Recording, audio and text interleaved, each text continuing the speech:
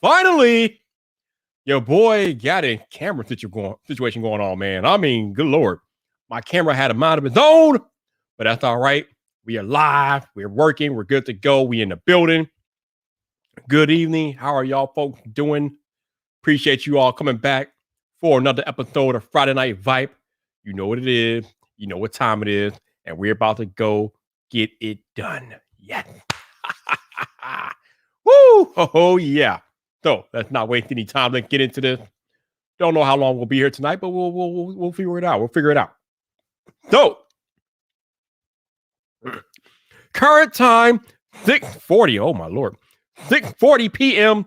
Central Standard Time, which means you are in the right place. You are on the right YouTube channel, baby. Yes.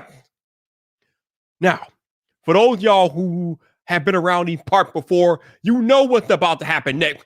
But for those of y'all that might watch the replay and you're not familiar with these Friday Night Vibe procedures, you want to listen to the next part very, very carefully, because this is the part of the live stream where I'm going to need you to turn your volume down. Because if you don't turn your volume down, I will not be held liable for what your neighbors think about you listening to some loud dude on YouTube. That's on you, not on me. That's on you, not on me. Yeah, definitely not on me. Now, with the disclaimer out of the way, we can get into one of the most electrifying YouTube live stream introductions in existence on this platform. Which is why you want to turn your volume down. Down. Now, okay, so let's get ready to rock and roll. Isn't the last time you're going to be warned, especially if you're wearing headphones. You want to turn it down. I can't be held liable for what happens if you don't turn your volume down. I can't be held liable. But let's go to work here, because today has been an interesting day on so many levels. It's been quite a day for your boy. All right. Woo! Okay. What's up, people? This your boy Viper, the man about tech, and we are live!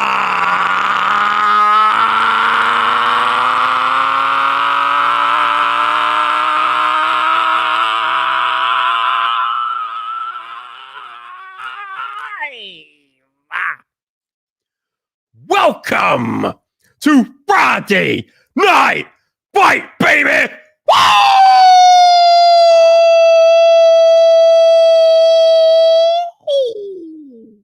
Woo! Oh, yes! It is that day again! We are back! We are live on YouTube! Woo! Okay! Yes! Oh, yeah. So, before I get started with tonight's festivities, let me see who I got in the chat tonight. First on the list is this jabroni Viper. Somebody get him out of here. Then we got my man Mike McCansh. What's up, Mike? How you doing? And then we got this troublemaker Tech King Mike. I see you out there, Mike. What's up, man? How you doing? My enforcer Genosis is in the cut. What's up, bro? How you doing? We got Khalil Mizra. What's up, Khalil? How you doing, baby? What's going on? Oh, we got Angelique Stidham. Hello, Angelique. How you doing? The Apple jockey himself, Alex Jackson, is here. What's up, bro? How you doing? Oh, Exquisite Bliss is here. Hey, Exquisite, how you doing? And yeah, I think that is. Did I? Oh no. Oh, did I get 504? I don't know. 504 is in the cut. What's up, 504? How you doing?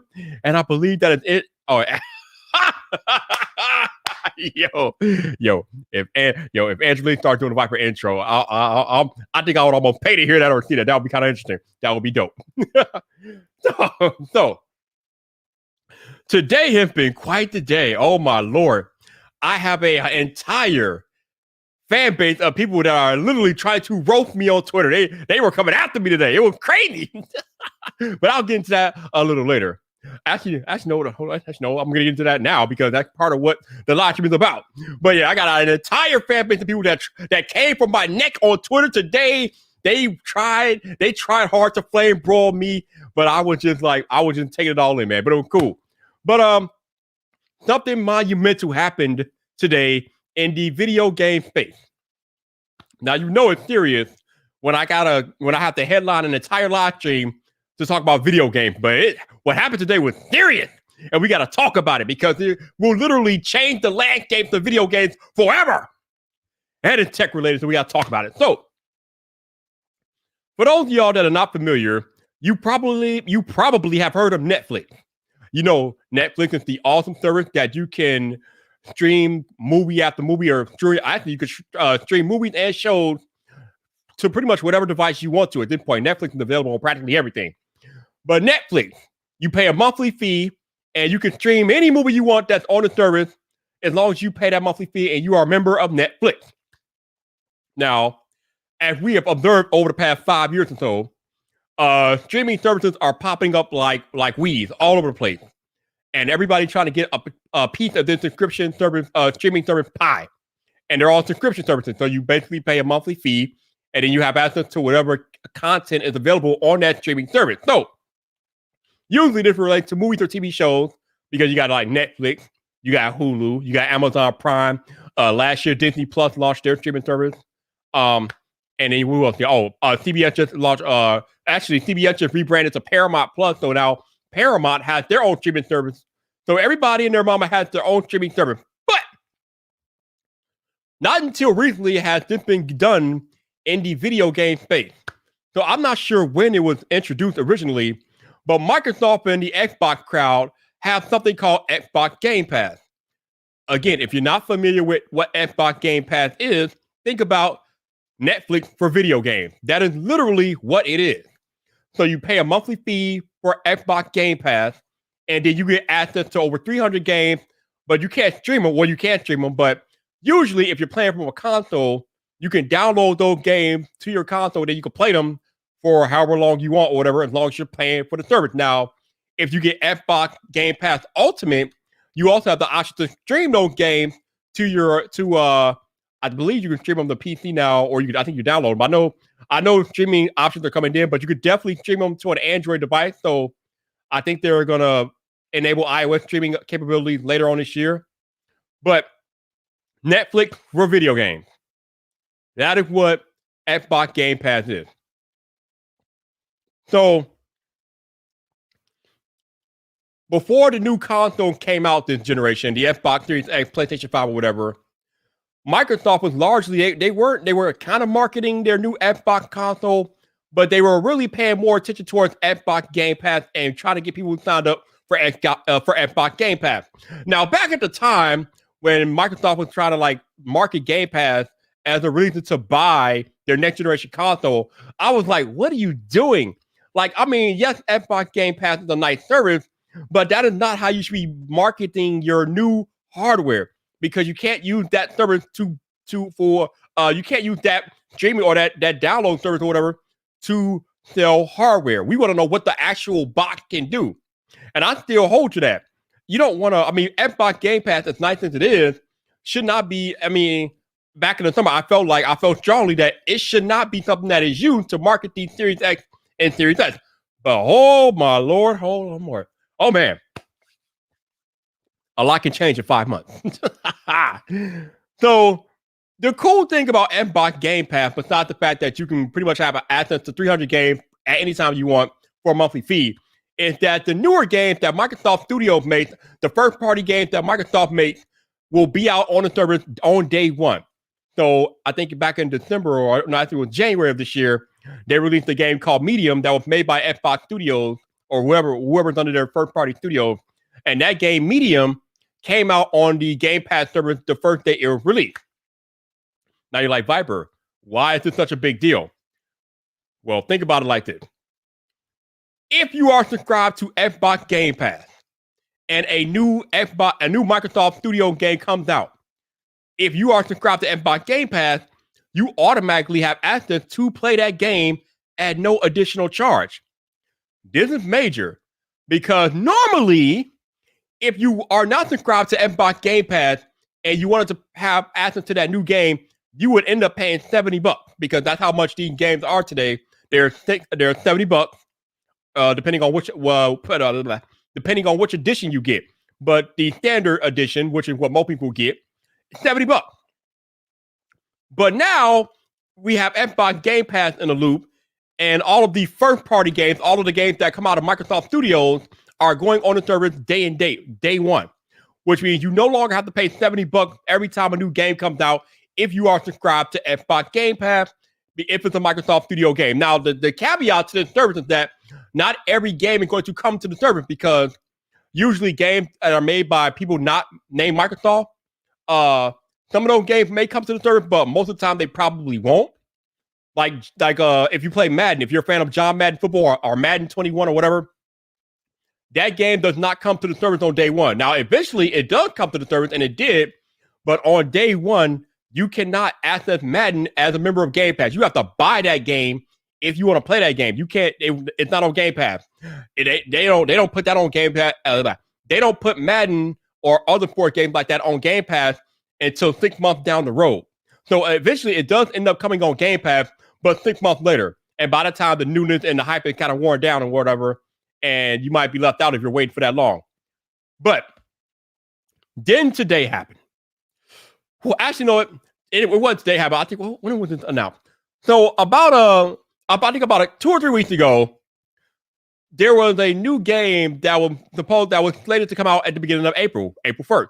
This game is called Outriders. This game called Outriders came out or was scheduled to come out on both Xbox and PlayStation 5 or PlayStation 4 and this, that, and the other. So Microsoft made the announcement, I think 2 weeks ago or 3 weeks ago, that this new game, Outriders, that is coming out on both Xbox and PlayStation, would be available on Xbox Game Pass day one. What? What? Are you serious, bro? Again, Outriders is not a Microsoft Studio game. It is a third-party game, which is why it is going to both Xbox and PlayStation, because a third party developed the game. So for this major big blockbuster game in the video game world, they call their blockbuster like okay. Let me go back here. So when you're watching a summertime movie, right, like an Avengers movie or whatever, they call those blockbusters. Well, in video game industry, there are blockbuster games they call AAA, the big time AAA games. That's what they refer to when we talk about like blockbusters in the video game space. The AAA games, the big time games that are made by the big boys. Usually, if a third party is making a AAA game, it is not coming to Game Pass day and day. But this Outriders game is a blockbuster AAA type game that was coming out for both Xbox and PlayStation, but it came out on Game Pass on day one, which was mind-boggling because, again, this is not a Microsoft game. So, what does this mean and why am I talking about this? Remember, I said this game came out for both PlayStation and Xbox.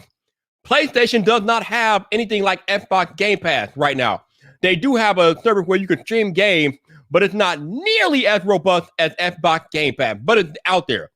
And they don't add games to the service like Microsoft does. At least I don't think they do. But if you want to play this Outriders game and you are on PlayStation, you got to pay $70.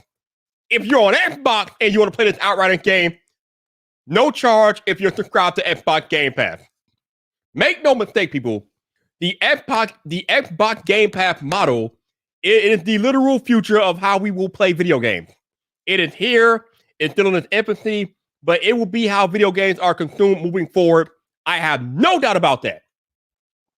So this Outriders game, this big blockbuster game, was announced to be on Microsoft's Xbox Game Pass service on day one, which means if you're an Xbox Game Pass subscriber, as I am, I now can play the game for no charge because I'm already paying for the service. Then today happened, and today was just next level mind-blowing. So Viper, what happened today? There's a game that has been exclusive to PlayStation for the last 10 years called MLB The Show. Major League Baseball. It's Sony's flagship baseball game. It has the MLB license. It had been exclusive to PlayStation for the last decade. Well, I guess MLB got tired, or let me make it more official. I guess Major League Baseball got tired of Sony being the only people that had access to play their game. So, the MLB mandated, in order for Sony to keep the license so they can make more Major League Baseball games, Sony had to allow the game to be played on other platforms, mainly Xbox.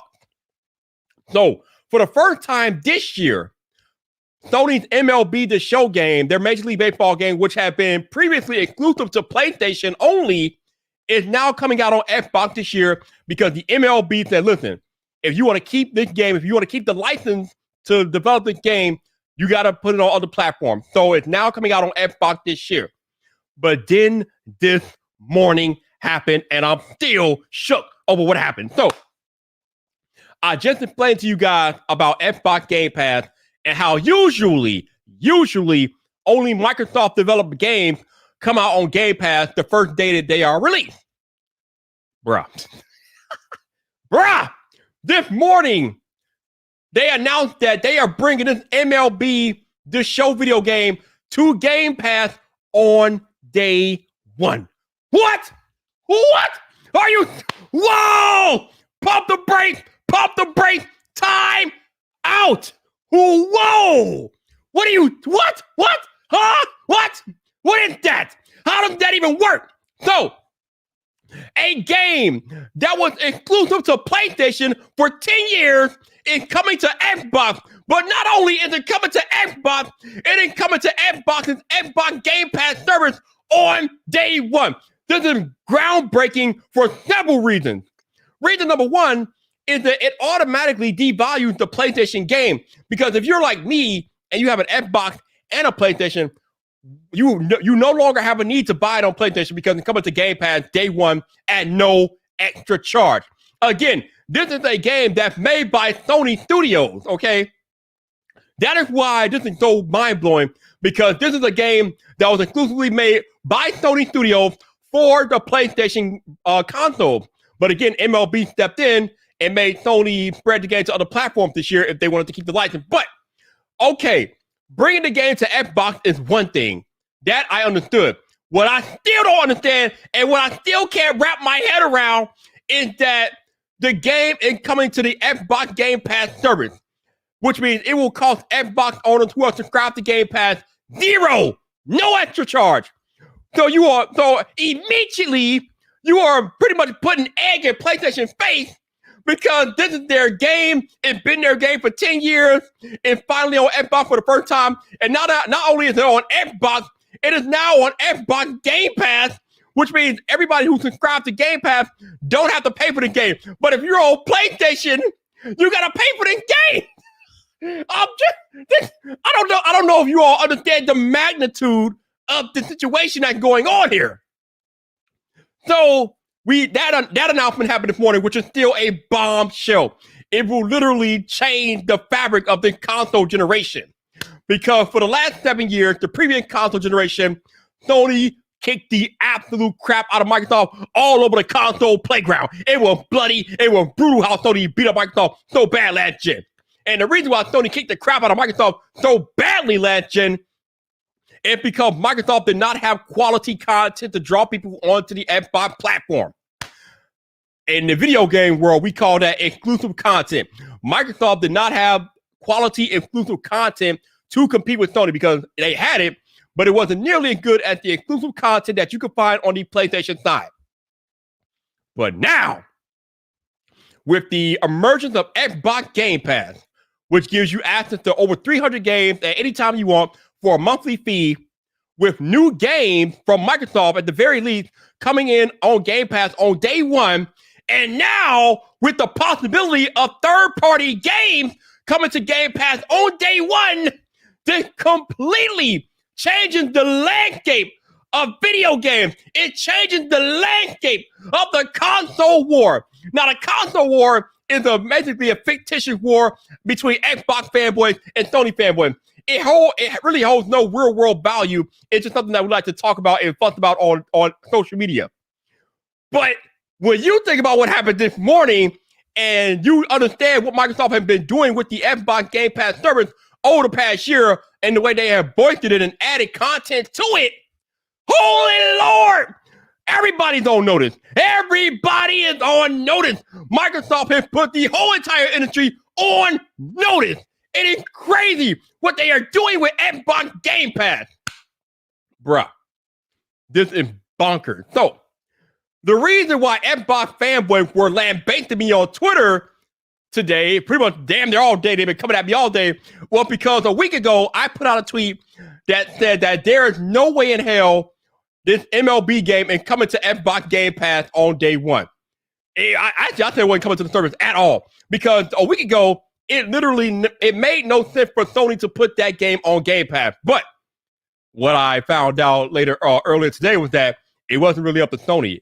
It was Microsoft negotiating directly with the Major League Baseball Association, whatever. So because Microsoft negotiated directly with the MLB to get the game on their Game Pass service, they completely just went over Sony's head.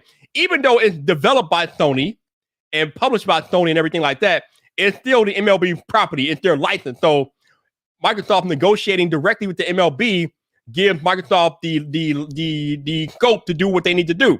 So because they negotiated directly with the MLB, they can now put this MLB game on Game Pass, which completely puts egg in the PlayStation people's faces, because now if you're on Xbox Game Pass, you can get this game, which was previously exclusive for 10 years to Sony. You can get it for free on day one if you're a Game Pass member.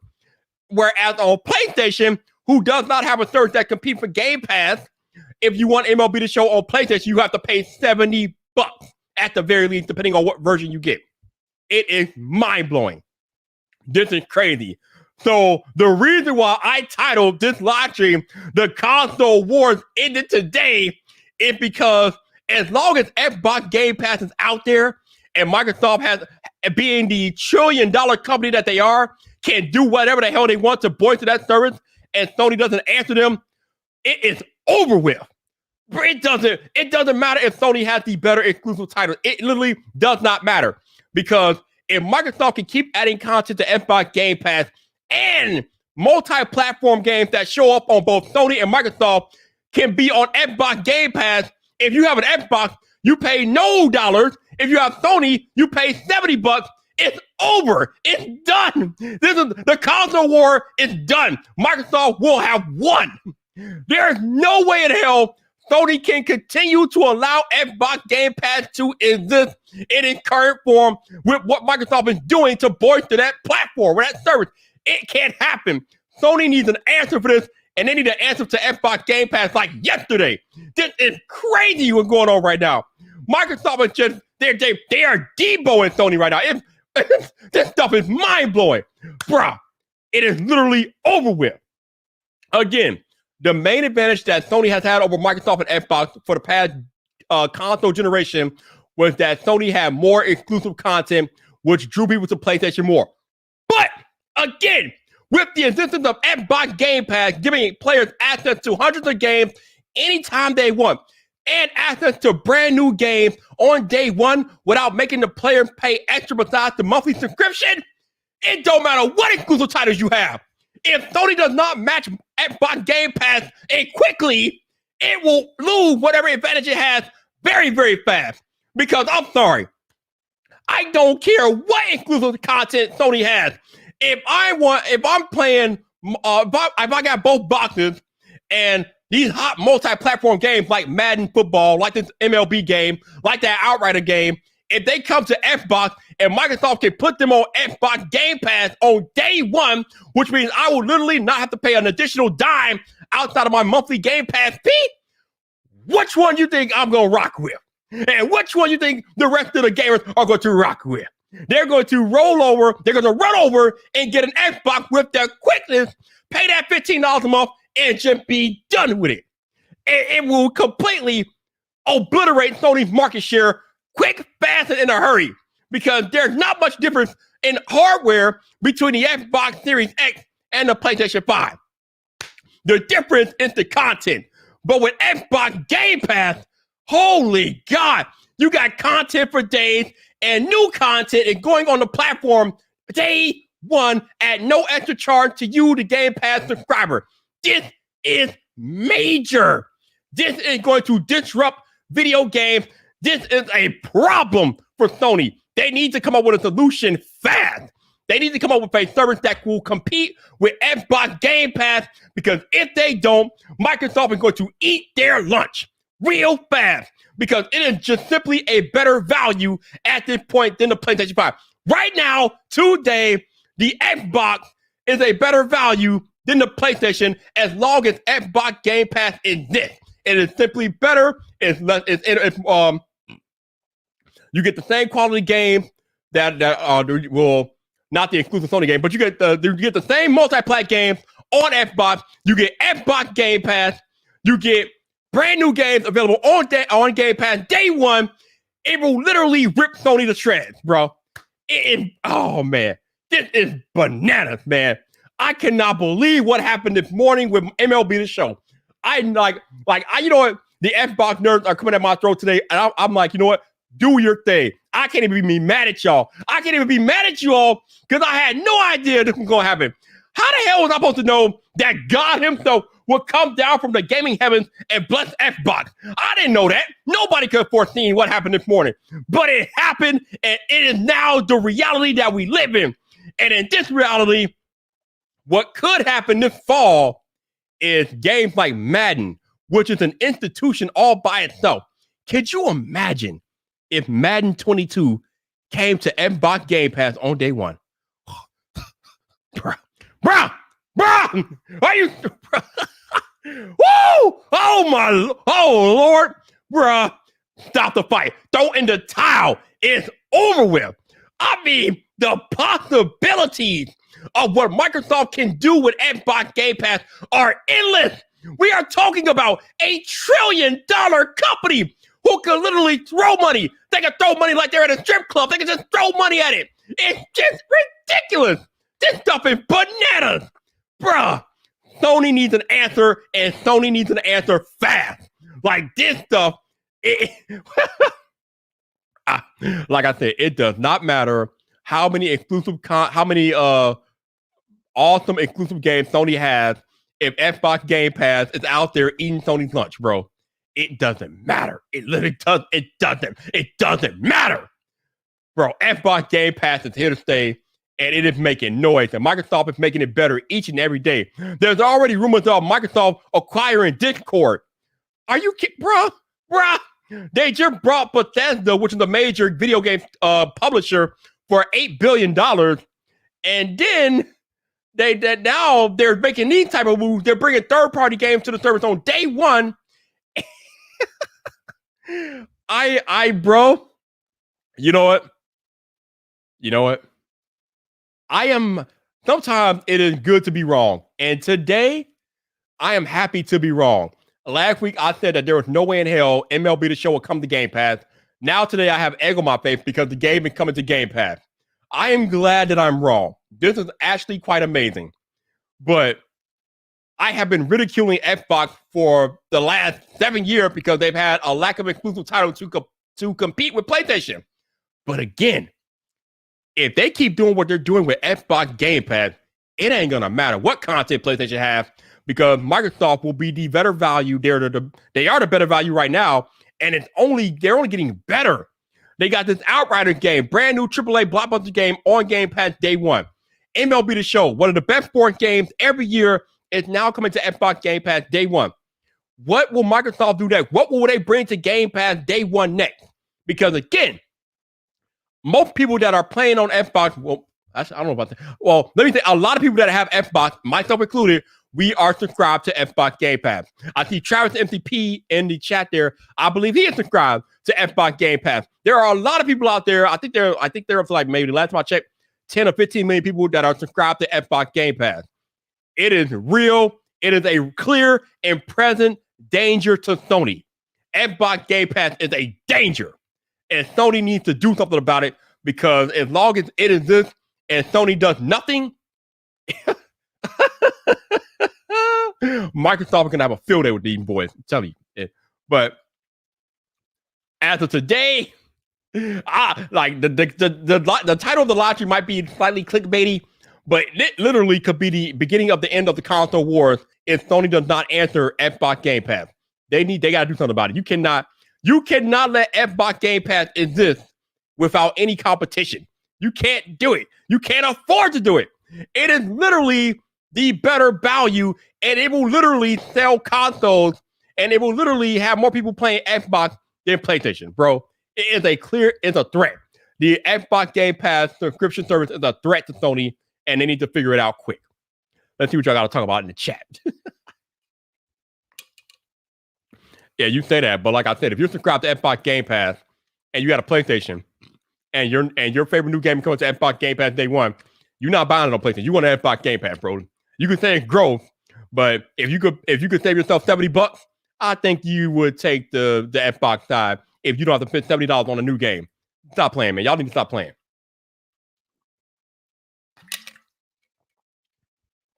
Digital Slang, what's up, bro? How you doing, B? How you doing? All right, let's see. I did Xbox PC Game Pass for 1 month. Play Flight Sim 2020 for a couple of weeks for $3, and have a touch and sense. Worth it for 1 month. Yeah, that's the thing though. If you're not a big time gamer, then Game Pass probably not going to really move you to needle. But for hardcore gamers, Xbox Game Pass is simply the best deal in video game. Period. There's nothing remotely close to Xbox Game Pass right now. It's nothing close.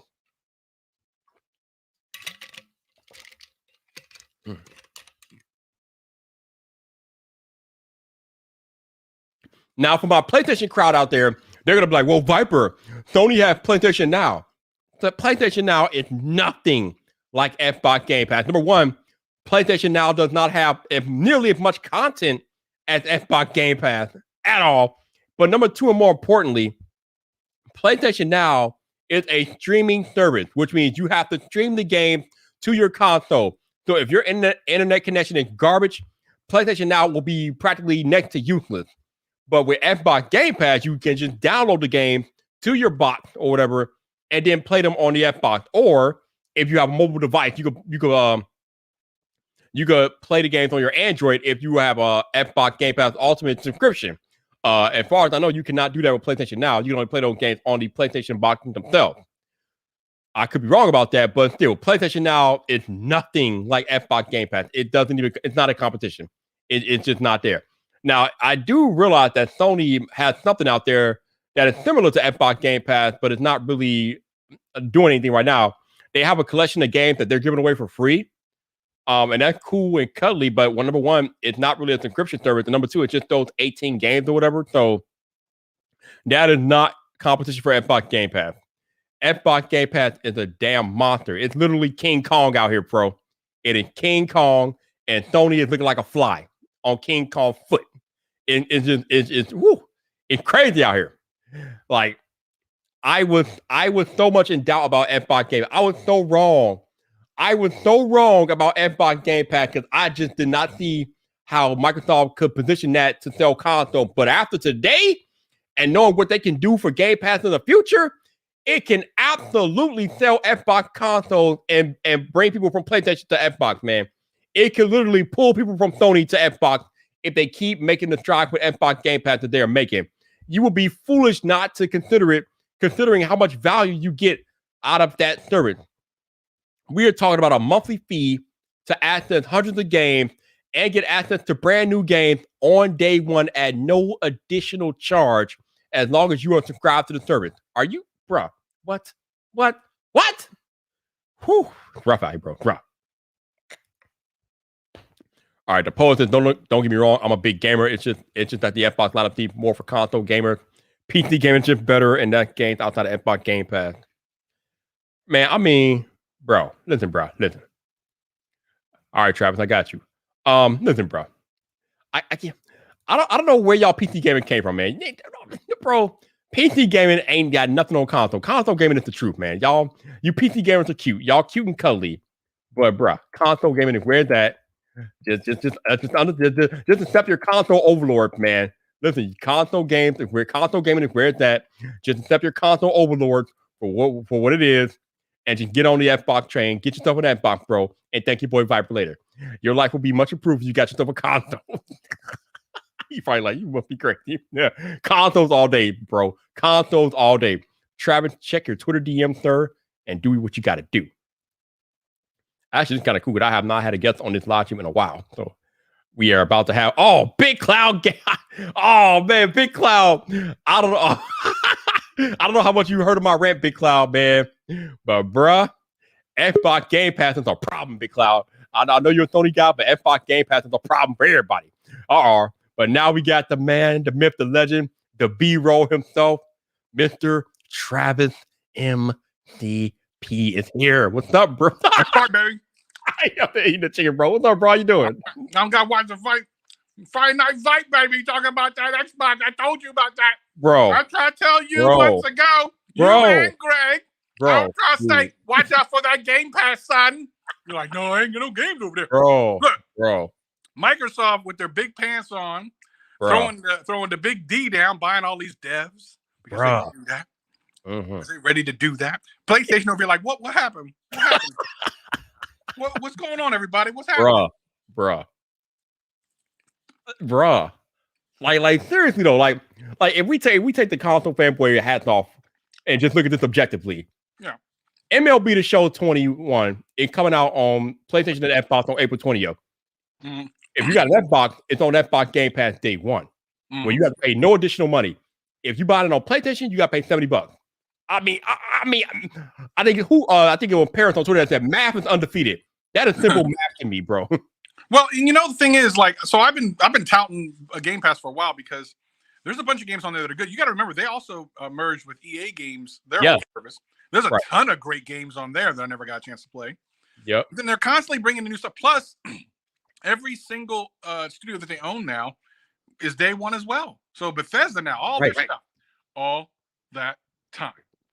Right. Like I talked about earlier about how anything that's made by Microsoft Studios can come into Game Pass on day one. But now they got third-party game coming to out Game Pass day one. Outriders, third-party game, AAA on Game Pass day one. Now they announced today MLB The Show coming to Game Pass day one, and they're just getting started. This is not the end. This is only the beginning of what Microsoft is going to do with the service. It's crazy, man. Yeah, we have no idea what we're going to look like in a year, man. This is everything. Listen, I just wanted to come on and give my little 2 cents. That's all I had. I just want to come on and say, listen, you don't doubt the mighty Microsoft, son.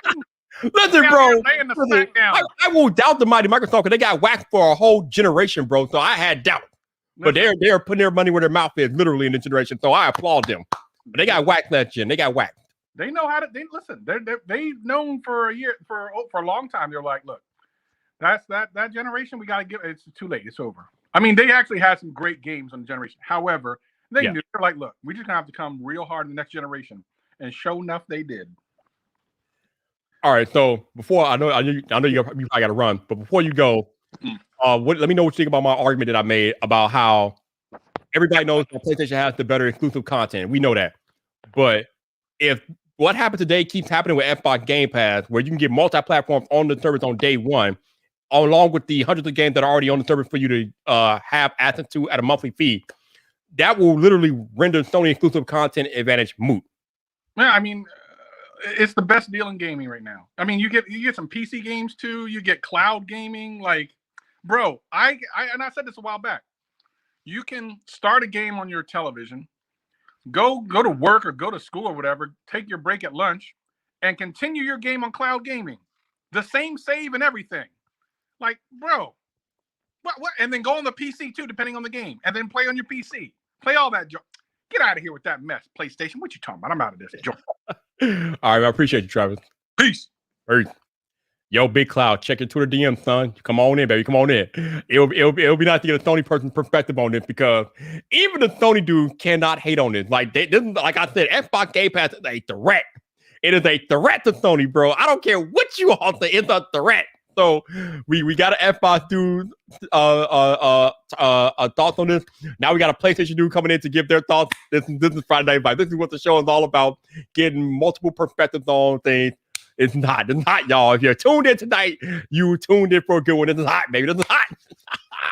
But I'm telling you, I'm not playing, y'all. The threat. This Xbox Game Pass is a clear and present danger to Sony. Unless Sony comes back with some type of answer. And right now, they looking a little shook right now. They don't have an answer. Not to mention the fact that Microsoft is a $1 trillion company. Sony is a multi-billion-dollar company. I don't know, y'all. It's looking a little shaky for Sony over there. It's looking a little shaky right now. Like I said, if Microsoft keeps bolstering their Xbox Game Pass service in the ways that they're doing right now, I don't give a damn what exclusive content Sony has. It won't matter because Xbox Game Pass will literally be, it is, and will continue to be the better value. And we know how much the wallet impacts the buying decisions, man. The wallet talks, okay? The money talks. Money impacts a lot of decisions, man. If parents out there are trying to figure out what consoles to buy their kids and they can give their kids access to hundreds of games for a low monthly fee, and they don't have to worry about buying, putting out $100 for a new game every time a new game comes out. What do you think parents are going to do? What do you think the parents are going to do, man? Let me give you a hint. They're going to pay the monthly fee. Okay. I'll just let y'all know how it is. Just let you know how it is, yo. Like I said, I'm cool with being wrong. I was wrong. So Xbox nerd, you got me. I did not think that MLB was coming to Game Pass. I got egg on my face today. Y'all clown me all day on Twitter, and y'all still clowning me even up until they have literally been clowning me since this morning. And this is all Ryan McCaffrey's fault. The Ryan McCaffrey worked for IGN. I sent a tweet to her, or I sent a tweet as a response to a tweet he made about MLB coming to Xbox. So I responded to one of his tweets. So I put the response that the MLB game wouldn't be coming to Xbox Game Pass, because at the time I was like, no way. And then Ryan McCaffrey had to go he dug up my old tweet today. So now Ryan McCaffrey of IGN got the entire Xbox army on my ass today. But it's cool though. I'm okay with it. I don't mind being wrong. Sometimes it's good to be wrong. I am glad that I am wrong. I'm having fun with it. It's kind of cool. But if we can get serious for a second here, like I said, Xbox Game Pass is a threat, man. It's a threat. We gonna wait for my man Big Cloud Gaming to come up in here and give him perspective, but it's getting juicy in the video game space. It's getting juicy in the video game space. You know what? I wonder what Nintendo is doing though, because obviously you got Microsoft and Sony doing battle to the death over here, but Nintendo is on their own little island doing their own thing. But I wonder if Nintendo is going to eventually come out with an Xbox Game Pass type service, because Nintendo has a lot of content that they can offer, and I'm pretty sure people would love to take advantage of Nintendo's library. I mean, if Nintendo offered something like that, I mean, Nintendo will be ahead of the game because everybody loves Nintendo. But I mean, I don't know. I don't know. They don't really have to, because like they have Nintendo's on their own little island. But man, it'll be interesting to see if Nintendo takes heed of what's going on with Microsoft and Sony. But we got Nikia Molina out there. What's up, bro? How you doing? Greetings, sir. Man, what is like 4 in the morning in Barcelona? I'm like, good Lord, man, you up late, bro. You up late. Either it's late or maybe it's early in Barcelona. I don't know. But what's up, man? How you doing? How you doing? I don't know. Like, hell, Happy, I don't know if I can say Nintendo is sleeping though. Like I said, Nintendo is their own giant, bro. I mean, when you think of, right now, even today, I should say, even today, Nintendo is video games. Okay, Nintendo is the entire damn industry. When you think about video games, you literally think about Nintendo first. Okay, even though they're not really competing directly with Microsoft and Sony, Nintendo is still killing it. So they don't really have to react to whatever Microsoft or Sony is doing, because Nintendo is their own little juggernaut. But even Nintendo got to take notice of what Game Pass is doing for the industry. Nintendo got to take notice, because you can't ignore it. You just cannot ignore it, man. You cannot ignore what Game Pass is doing. I don't know. I don't know if Brick Cloud is still here. I sent him the link to his Twitter DM. I don't know if he's here, but if he's here, he knows what to do. He knows the procedures. Bruh. I'm just saying, man. I'm just saying, bro. My goodness. Whew. But man, it's crazy out here, bro. Crazy out here. It's exciting. It's exciting. What you're talking about is Nintendo's online service. So it's similar to like Xbox Live and PlayStation Plus. It's not like Xbox Game Pass where you get access to like a bunch of games. You get some free games to play. I think you get like maybe 2 or 3 a month, but that's not like Xbox Game Pass. That's literally you being able to access online games with Nintendo. That's not a Game Pass competitor though. But yeah, it's good that Nintendo has something to play. But I don't know. But here we go. Now we're about to get the other side of the coin here. Let me bring in one of the baddest gaming YouTubers in the building. My man, Bit Cloud Gaming is in the building. What is up, Ryan? How you doing, sir? What's good, my guy? It's been a while. It's been too long, bro. It's been too long. It's been too long, my guy. What's going on? First off, I'm glad that you are doing better. I know you had some issues with the thing, but you look like you're back in. Yeah. So I'm better than ever, bro. I had to get the fresh cut, all that. I'll be back Monday. We're supposed to go on vacation, but we had to cancel. So We're back anyway, back in the studio. But yeah, COVID-19 is no joke, people. It's no joke. Yeah. My mom had it, and we're good. So I'm glad you're good, man. I was actually able to, I think, make an appointment to get my first shot at the end of the month. So we got that going on finally. Okay. So Ryan, the video game landscape shook this morning. It shook. So I got to get your thoughts on MLB The Show coming to Game Pass day one, bro. Like, you catch my live streams. You always in the chat. You know I be telling people all the time. I be warning them. I'm like, guys, this ain't the same PlayStation. All the OGs, Jim Ryan, Sean Layton, Jack Tritton, Kaz Hirai, Adam Boyce, Andrew House, they gone. You only got 2 OGs. One was a game developer, which is Herman Hulse. And you got Jim Ryan. You might as well call him Dance Moves Ryan because everybody's calling him Dance Moves Ryan. So you got Jim Ryan. Those are the 2 you got. Things have changed. Everything else they brought new blood in.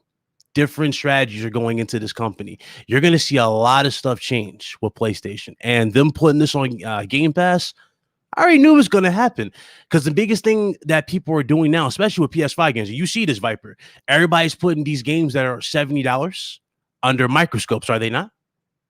You're going to see a lot of stuff change. PlayStation now, I see a big makeover in the future. They already got games being downloaded. They're offering, I think they updated the PlayStation 5 where it shows PS3 games now too in your library. You best believe they are doing some stuff. Things are about to change. Yeah. So PS Now game can be downloaded now? Well, they always were downloadable. Some were, like some PlayStation Now games or select titles were downloadable. But I think they're working on that solution to give, all their games on it. Because you think about it, they're killing off the PSN store for PS3, Vita, and PSP. So to preserve those games, it makes more sense to put them in PlayStation Now and give people the option, to download them. Right. That's the only logical thing to do. And as far as like games like you can buy from the store, they're not even, supposedly Vita was going to get some other games and they didn't even tell the developer, hey guys, the store is going to be gone in the summer. So it's crazy, man. It's crazy. It's interesting that you talk about the turnover in and executive heads over at Sony, but something better changed because Xbox Game Pass right now is eating their lunch, bro. Here's the thing about Game Pass, and I've talked to so many Xbox dudes about this, even bigger channels. We talked about this. Some industry insiders were cool enough to give me a few things. In order for Sony to compete with what Microsoft's going for, they would have to do day and date with their games in their own particular, in their own particular service. Yep. The thing about Game Pass, and this is where Microsoft's going for, and this is why I said you're going to see more deals down the road for Microsoft, is because Microsoft is not really, they don't care about the Xbox console, right? The Xbox console, we already know that's just another option for you to experience Game Pass. The platform is not Xbox, nor is it Microsoft.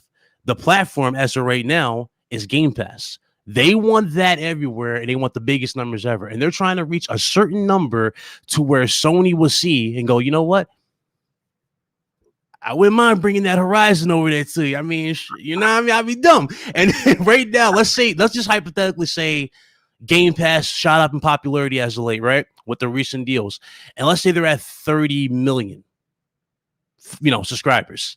Mm-hmm. If they get to 50 million subscribers, a lot of these developers, especially publishers, are going to be looking at that like, whoa, shit, I'm not missing out on anything. I can drop my game on here, have people pay a yearly fee for this, right? Because that's basically what you're doing. You're basically paying to rent the games in your life. That's basically what you're doing. You're renting them. Right. But at the same time, a lot of people are misconstruing that. They're like, well, I'm not going to pay $180 for games that I'm not going to own. And it's like, well, here's the thing. This is not something that you're going to constantly pay unless Microsoft maintains that quality and you see a lot of stuff in there that warrants you going, you know what? I pay $15 the whole, for 12 months. Why not? That's the thing about Game Pass. Game Pass for me is hit and miss. It's got those good days. It's got those bad days. It's got those underwhelming days. Like, I don't give a damn about MLB The Show. I'm not a baseball guy. I never have been, but it's big for, baseball fans. Yeah, it's big. But even if you don't care about MLB The Show, just to see what's going on with the Game Pass platform, like Outriders. AAA game, day one Mhm. on Game Pass, where if you got a PlayStation, you got to pay $70. But if you got Game Pass, you just download it and you go. Yep. I mean, that is I don't care what y'all, that's a threat to Sony. That's a threat. That's a threat. You know, it gets even more weird too with this whole Game Pass moniker. Sony already told you they were going to follow suit at one particular point. Let me tell you why. Remember the Xbox Studios logo thing they did where it showed all their games and it says Xbox Studios? Not too long later, a month later, Sony debuts there. It says PlayStation Studios. So Sony's about to do this whole thing. And that's what they're looking for. That's what they say. You know, we want our games to stand out. You know, when you see a certain game that says PlayStation Studios, oh yeah, that's our moniker. That's what I'm like, okay. Like me, I'm just like, yeah, no, I'll wait and see what happens. And here we go. We're having this conversation. Now, one of the other arguments I've heard about why Sony can't really make an Xbox Game Pass competitor is that they can't afford to throw down the cash like Microsoft can. How? I mean, is there any credence to that? They don't need to. They have their own lineup. Yeah. See what I'm saying? But Sony has established their lineup. All their games have like flat out just legacies behind them. Like they have their own, you know, history. They're good with their lineup. They're good with their studios. The thing about Microsoft, and a lot of people are just getting this a little out of hand. Yes, Microsoft's throwing cash around. They're fixing their issues. Like they're talking about buying Discord for $10 billion to fix their online chat. And you already know Xbox game chat is not the best. Hardly any console has the best voice chat. You know what I mean? It's not the great. It could be a better experience. And when you are offering crossplay, you know, games offering crossplay, it's like the perfect caveat to bridge the gaps. You know what I mean? Let people talk and have certain servers and you can be connected with your friends. That's a cool new feature. But that's what they're doing. They're throwing cash to stuff that they need. Studios, they definitely need it. Bethesda, I couldn't see Bethesda going with anybody else but Microsoft. It just made sense. That's a perfect fit. Like Insomnia Games and PlayStation. Do you see Insomnia Games being exclusive to Xbox? No. You see them as a PlayStation studio. You know what I mean? It makes sense. So that's why it's like it makes sense for them to buy Bethesda. Going further, though, what else do you buy? That is the question. What else do you got? I mean, there's options out there. I don't know who's on proof of sale or who's looking to be brought, but there are definitely options. But the thing is, if there are options out there, Microsoft has the capital to go out and explore those options. Sony, maybe not so much. Maybe they do, maybe they don't. I don't know. I mean, Sony made $10 billion this year alone off of PlayStation 5. So they got the cash. They got cash in the pocket. They can definitely make an acquisition. But I wouldn't sit here and go, oh, yeah, they're going to blow 80% of that and go and buy something like Sega. No. No, they're not going to do something stupid like that. They're going to look for those smaller. This is what Sony's really been doing well with, too. And I think this is smart. Notice Hideo Kojima's first game on his own, Death Stranding, right? Kojima Productions. What did Sony do? They build that relationship even further by funding the game for him. And he had full creative freedom. Guess what? They're doing the exact same thing with Jade Raymond, who is the creator of Assassin's Creed. She's making her new game. We don't know what the name of it is, right? But she has her new studio called Haven. Mm-hmm. She's doing the same thing with them. So it's like they're built. You know what I mean? They're helping them build the ship. It's because they know they're going to cross paths again. That's what they're doing. They're building that relationship type of thing. But when those games go wherever they want them to go, it's up to them. But again, that's kind of what Sony's trying to do. They're trying to do it a different way as opposed to going, that game, you belong to us. Nah, they're not trying to do it. If any studio I see Sony buying is Bluepoint. That makes sense because Bluepoint has been really great at remaking games. They did Demon's Souls perfectly. I can see them bringing back some of the OG games that a lot of people have been asking for. That could be their remake studio, you know what I mean? And then they can also make their own stuff. So that's the kind of acquisition I want to see Sony do. It's like people that they personally worked with and actually have a good working relationship with, absolutely. Like Ubisoft, let's keep it a buck. Ain't nobody buying Ubisoft. Microsoft's not buying Ubisoft. Ubisoft goes where the numbers are. Like that's basically how Ubisoft is. They go where the numbers are. So it makes sense that if it does happen, right? Because there's a rumor right now that Ubisoft's games are going to go into Game Pass at some point. So Uplay Plus might transition into Game Pass, right? And when that happens, or if it happens, Microsoft will have Uplay, EA Access, Bethesda's games. For $15, I mean, how can you complain? You know what I mean? That's a good deal. That's a good deal. That means, first off, shout out to my man Alan Arpo for the super chat. Thank you, sir. Appreciate you always supporting me, man. But again, if Microsoft were to acquire, or when not acquire, but if they were to do a deal with Ubisoft where they could bring Ubisoft games to Game Pass day and date, so we're talking about the brand new releasing of Assassin's Creed being on Game Pass day one. Whereas on PlayStation, again, if you want Assassin's Creed, you got to pay $70. If you're on Game Pass, nothing. You just download it and go. Yeah. Sony has to do something to compete on some sort of level. Now I know they need an option. They absolutely need an option. Absolutely. They can't, like I said earlier, they cannot allow Xbox Game Pass to continue doing what they're doing and not do anything about it. If that they will literally lose market share. Like I don't care. Like I don't know how you feel about what I'm about to say, Ryan, but I don't care what exclusive content advantage Sony has. If they allow Xbox Game Pass to exist and keep doing what they're doing, it's gonna get eaten up, bro. Oh yeah, it's good. Like right now, Microsoft is slowly, and I mean methodically, just eating up everything they possibly can just to have this. You know what I mean? Like to build it bigger. That's what they've been doing. Hell, Sony's already updated their servers with Microsoft Tech. Remember the Azure service? Yeah, Sony's using Azure servers, so it's like. You know, Sony knows clearly this is going to work in the future. This is going to be something to look out for. The issue, though, is like, you know, how do you compete with it? The only logical thing to do is to make your own alternative. And you have your alternative. You already have it. Everybody sees it in front of us. It's called PlayStation Now. They already tried to pique your interest. I don't know if you saw it, but they had it for $1. They had a promotion going around. PlayStation Now for $1. Let me tell you something. That right there that should be a clear sign that Sony is definitely willing to go that Xbox Game Pass route and try that particular service. I'm telling you, $1 for PlayStation Now, and there's like over 800 games on that service. Oh, they have it? You're gonna see some change. So the other thing that Sony did that did not go unnoticed is that when the PlayStation 5 were initially released, they had a collection of games. I think they called it the PlayStation Collection or whatever it was. They had a collection of 20 games that they were giving away for free. And a lot of people thought that that might be the beginning of their Xbox Game Pass competitor, but we haven't seen anything like really fleshed out with that yet. But that could be another thing that they potentially do down the road. But I think you're right. I think their better option is to like maybe do something with PlayStation Now since it's already in place, right? And then maybe just change it, just upgrade it. Yeah, upgrade it. Change the whole infrastructure. Do the whole thing. Do whatever you have to do. If you got to take it offline for a week or so to change the basics, because let me tell you right now, streaming games. Viper, I think you said this before before we talked about it. It's cool on paper, right? It's amazing on paper. That shit don't work in our time. It just doesn't work. With companies data capping you, other parts of the world not even able to get so much as 10 megabits. You see what I'm saying with this, Viper? That it's not gonna work. You need bandwidth. You can't do it. It's not. We already talking about lag issue for Call of Duty games now. Can you imagine? Right. Call of Duty?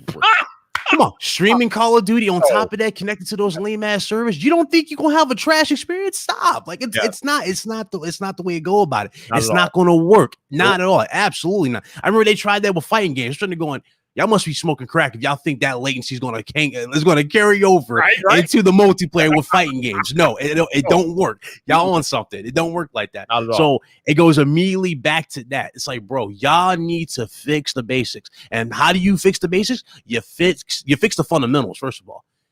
Add download options to every single game on that service. I don't care if it's PS3, PS1, PS2. Make it happen in some capacity. That needs to be a thing. Remastering these games and charging people $60, or should I say $70 now, just for a few enhancements, that's just going to piss people off. And people are going to look at that Game Pass like, damn, I don't have to do all this. I got my legacy, games here. They work immediately on the box. What do I need this for? And the other thing that Microsoft was doing well that Sony kind of neglected until recently is backward compatibility. Now, that's another thing that I'm kind of wrong about, because I kind of felt like, who buys a new console to play old games? Yeah, that was my moniker too. I didn't like when I bought PS5. I didn't go, I'm gonna play Spider-Man 4, Spider-Man PS4 on it. No, I didn't buy it for that. I bought it for Miles Morales. I bought it for the new hotness. You know what I mean? I'm done with this. I played these games. Yeah. So, but again, I can't fault them. The options there. You know what I mean? I can't fault them. Like the fact that you can, if it ever came in your mind, you know what? I want to play this game. I'm gonna start tomorrow. I'm gonna play this game. You can do it. Like that's something that you just can't really refute. You know what I mean? A lot of people are putting stuff on. Like, first of all, I found out so much stuff in the past 24 hours. Like half these dudes complaining about MLB The Show. First of all, I have never played MLB The Show. So that's one thing you will never get from me, people. Everybody watching. I am not a baseball guy. I have never been a baseball guy. I have never gotten into the sports. I have nothing against those who like it. It's just not my sport. I'm a UFC slash football slash, you know what I mean? Like different type of guy. I don't watch, like I like boxing over this. I don't play or like baseball. But I'm not gonna sit here and go, this is the most amazing thing ever. I can't wait to play this for the first hour. I'm like, guy, stop. Stop. Come on, man. Stop. What? You say I'm done with PlayStation because they put MLB The Show on Xbox. I'm like, well, it would be kind of ignorant to think that people are not gonna, that who never played it on Xbox are not gonna play it. I mean, it's free on Game Pass, so why would it's free. Yeah, the new people are gonna play it if they're interested. They're gonna play it. But to these dudes who are like going, oh, I'm done with PlayStation betrayed us. I'm like, how the hell have they betrayed you for a game that has been pretty much like, you know what I mean? Like in terms of sales, MLB The Show has been pretty niche, has it not? Been pretty niche. I mean, I don't have the number, but I'm imagining it's about 2 million. It sells about 2 million a piece, maybe like a little over a mil. It doesn't do record-breaking numbers. It's not like every PlayStation guy is like, oh, I'm a baseball fan. But on the flip side, Ryan, Sony did capitulate to MLB demand to keep the license, so it must be doing something for them if they don't give it up. So, oh yeah, Sony's good. Like Sony, listen, that's what I love about PlayStation. They will support the hell out of a system. Look at the PlayStation 3. PS3s to continue to get support all the way through the PlayStation 4 gen. You know what I mean? They continue to throw something at PS3. They advertised the hell out of it. Like that PS3 was not going to just go, oh yeah, we passed Xbox, even though we lost to the Wii. We're not going, they didn't just abandon it. PS2, PS2 got disbanded it got they stopped supporting PS2 in 2012. And that came out in what, 2002? No, wait, no. I forgot. It was a while. It was a while for PS2. Yeah. I think maybe 2008, maybe 2000. Yeah, it was a while. So yeah.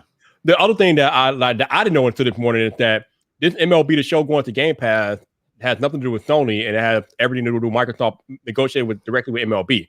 Yep. Because again, that's why I was shocked to tell when I found the news. I'm like, wait a minute, why the hell would Sony allow that game on Game Pass? But it wasn't Sony's decision. So there you go. Yeah, Sony, it automatically went to the people behind it. Sony's not behind it. They just backed it. They just funded it. That's it. So, you got this game on Xbox. Cool. It's free for those who wanted to play it. Me personally, like I looked at this like the same way I looked at Horizon going to PC. Like everybody was crying. I'm done with PlayStation over Horizon. I'm sitting there going, Horizon 2 was just shown and it looked fantastic. That was amazing, right? We saw the new look for Horizon 2. The reason why they put Horizon 1 on PC is to boost sales for part 2.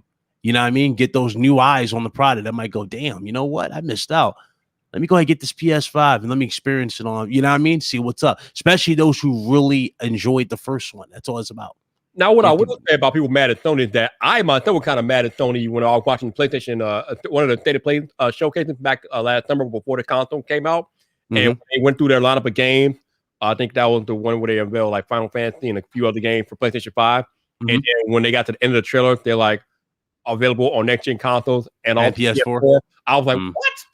Yeah, I went off on that too. I was sitting confused. Like the reason why I'm trying to throw to get PS5 because these games are supposedly only going to be on PS5, but if it's on PS4, what the hell? And then they used the term when it came to Final Fantasy. They say console exclusive. I was like, oh no, y'all open up Pandora's box when you said console exclusive. I'm sitting there calling this out. They're like, oh, you don't know how tech works. I'm like, my guy, I broke down PlayStation 5 from the very beginning. I told you what it was going to do. Everybody's saying it's going to be more powerful than Series X.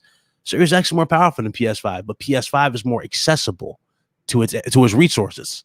That's why games are looking better on PS5 and they're performing better. It's fine-tuned for developers. That's it. It is perfectly fine-tuned. They have access to all this especially with SSDs. With them using SSDs, they're allowed to they have access to bandwidth to push things. That's it. Microsoft has a naturally more powerful system. So native resolutions like 4K, that's nothing to Series X. They can do this stuff easy. But Sony, you clearly seeing this. There are compromises or different ways they're going about it. Like they can't give you both at the same time type of thing. You know what I mean? You're getting options. You have fidelity mode, you got performance modes. That's what they're doing here. That's just going to be on both sides. It is what it is. You have two great systems. That's the thing that a lot of people are missing too. This is the first generation in a while where the systems weren't outdated out the box. You remember that, right? PS4 and Xbox One had that issue immediately. As soon as they launched, developers were like, well, these systems have already been maxed out. There's nothing great to these systems. I'm like, well, shit. for $400. $400. What am I going to get? And then it's like, okay, Uncharted 4. But that's the thing. Another thing a lot of people like to miss out on. Uncharted 4. If you would have seen Uncharted 4 in today's time, especially when we first saw it with him getting up off the lake, that type of stuff I would expect from PS5. You know what I mean? That's how well it looked. Last of Us 1 or Last of Us 2. You know, I hated the third act of that game, but I can't deny it. Last of Us 2 is a marvel to look at. It's incredible on PS4. Imagine that on PS5. You're going to get elevation. You know what I'm saying? You're getting more in these games than what you ever gotten before. The only issue with PlayStation, and I even warned people about this, and people are like, oh, you're smoking crack. There's no way Sony will ever sell us a game for $70. I'm sitting there going, you idiots are missing the point here. These games have gotten more expensive to make. Yeah. You're going to be paying more. So if they got to pay more, you're paying more in some way. Of course, they're going to offset that cost, but I'm still mad at Sony for selling us a system with 664 gigabytes of storage with no option to expand storage for PS5. Where are you at, Sony? Where are you? Yeah. Oh, yeah.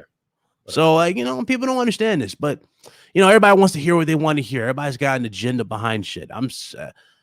You know me, bro. I'm tired of seeing agenda push. I'm like, you know, if you done with PlayStation, do me a favor. Be fucking done with PlayStation. Don't let me see your lame ass on Twitter. Like, yo, just be done with it. I don't care. Like, why do you have to advertise this shit to me? You know how it goes. They're gonna scream about being done with PlayStation 1 week, and then I've been betrayed by PlayStation next week. Come on now. They're gonna be hooping and hollering about God of War 2 the next week.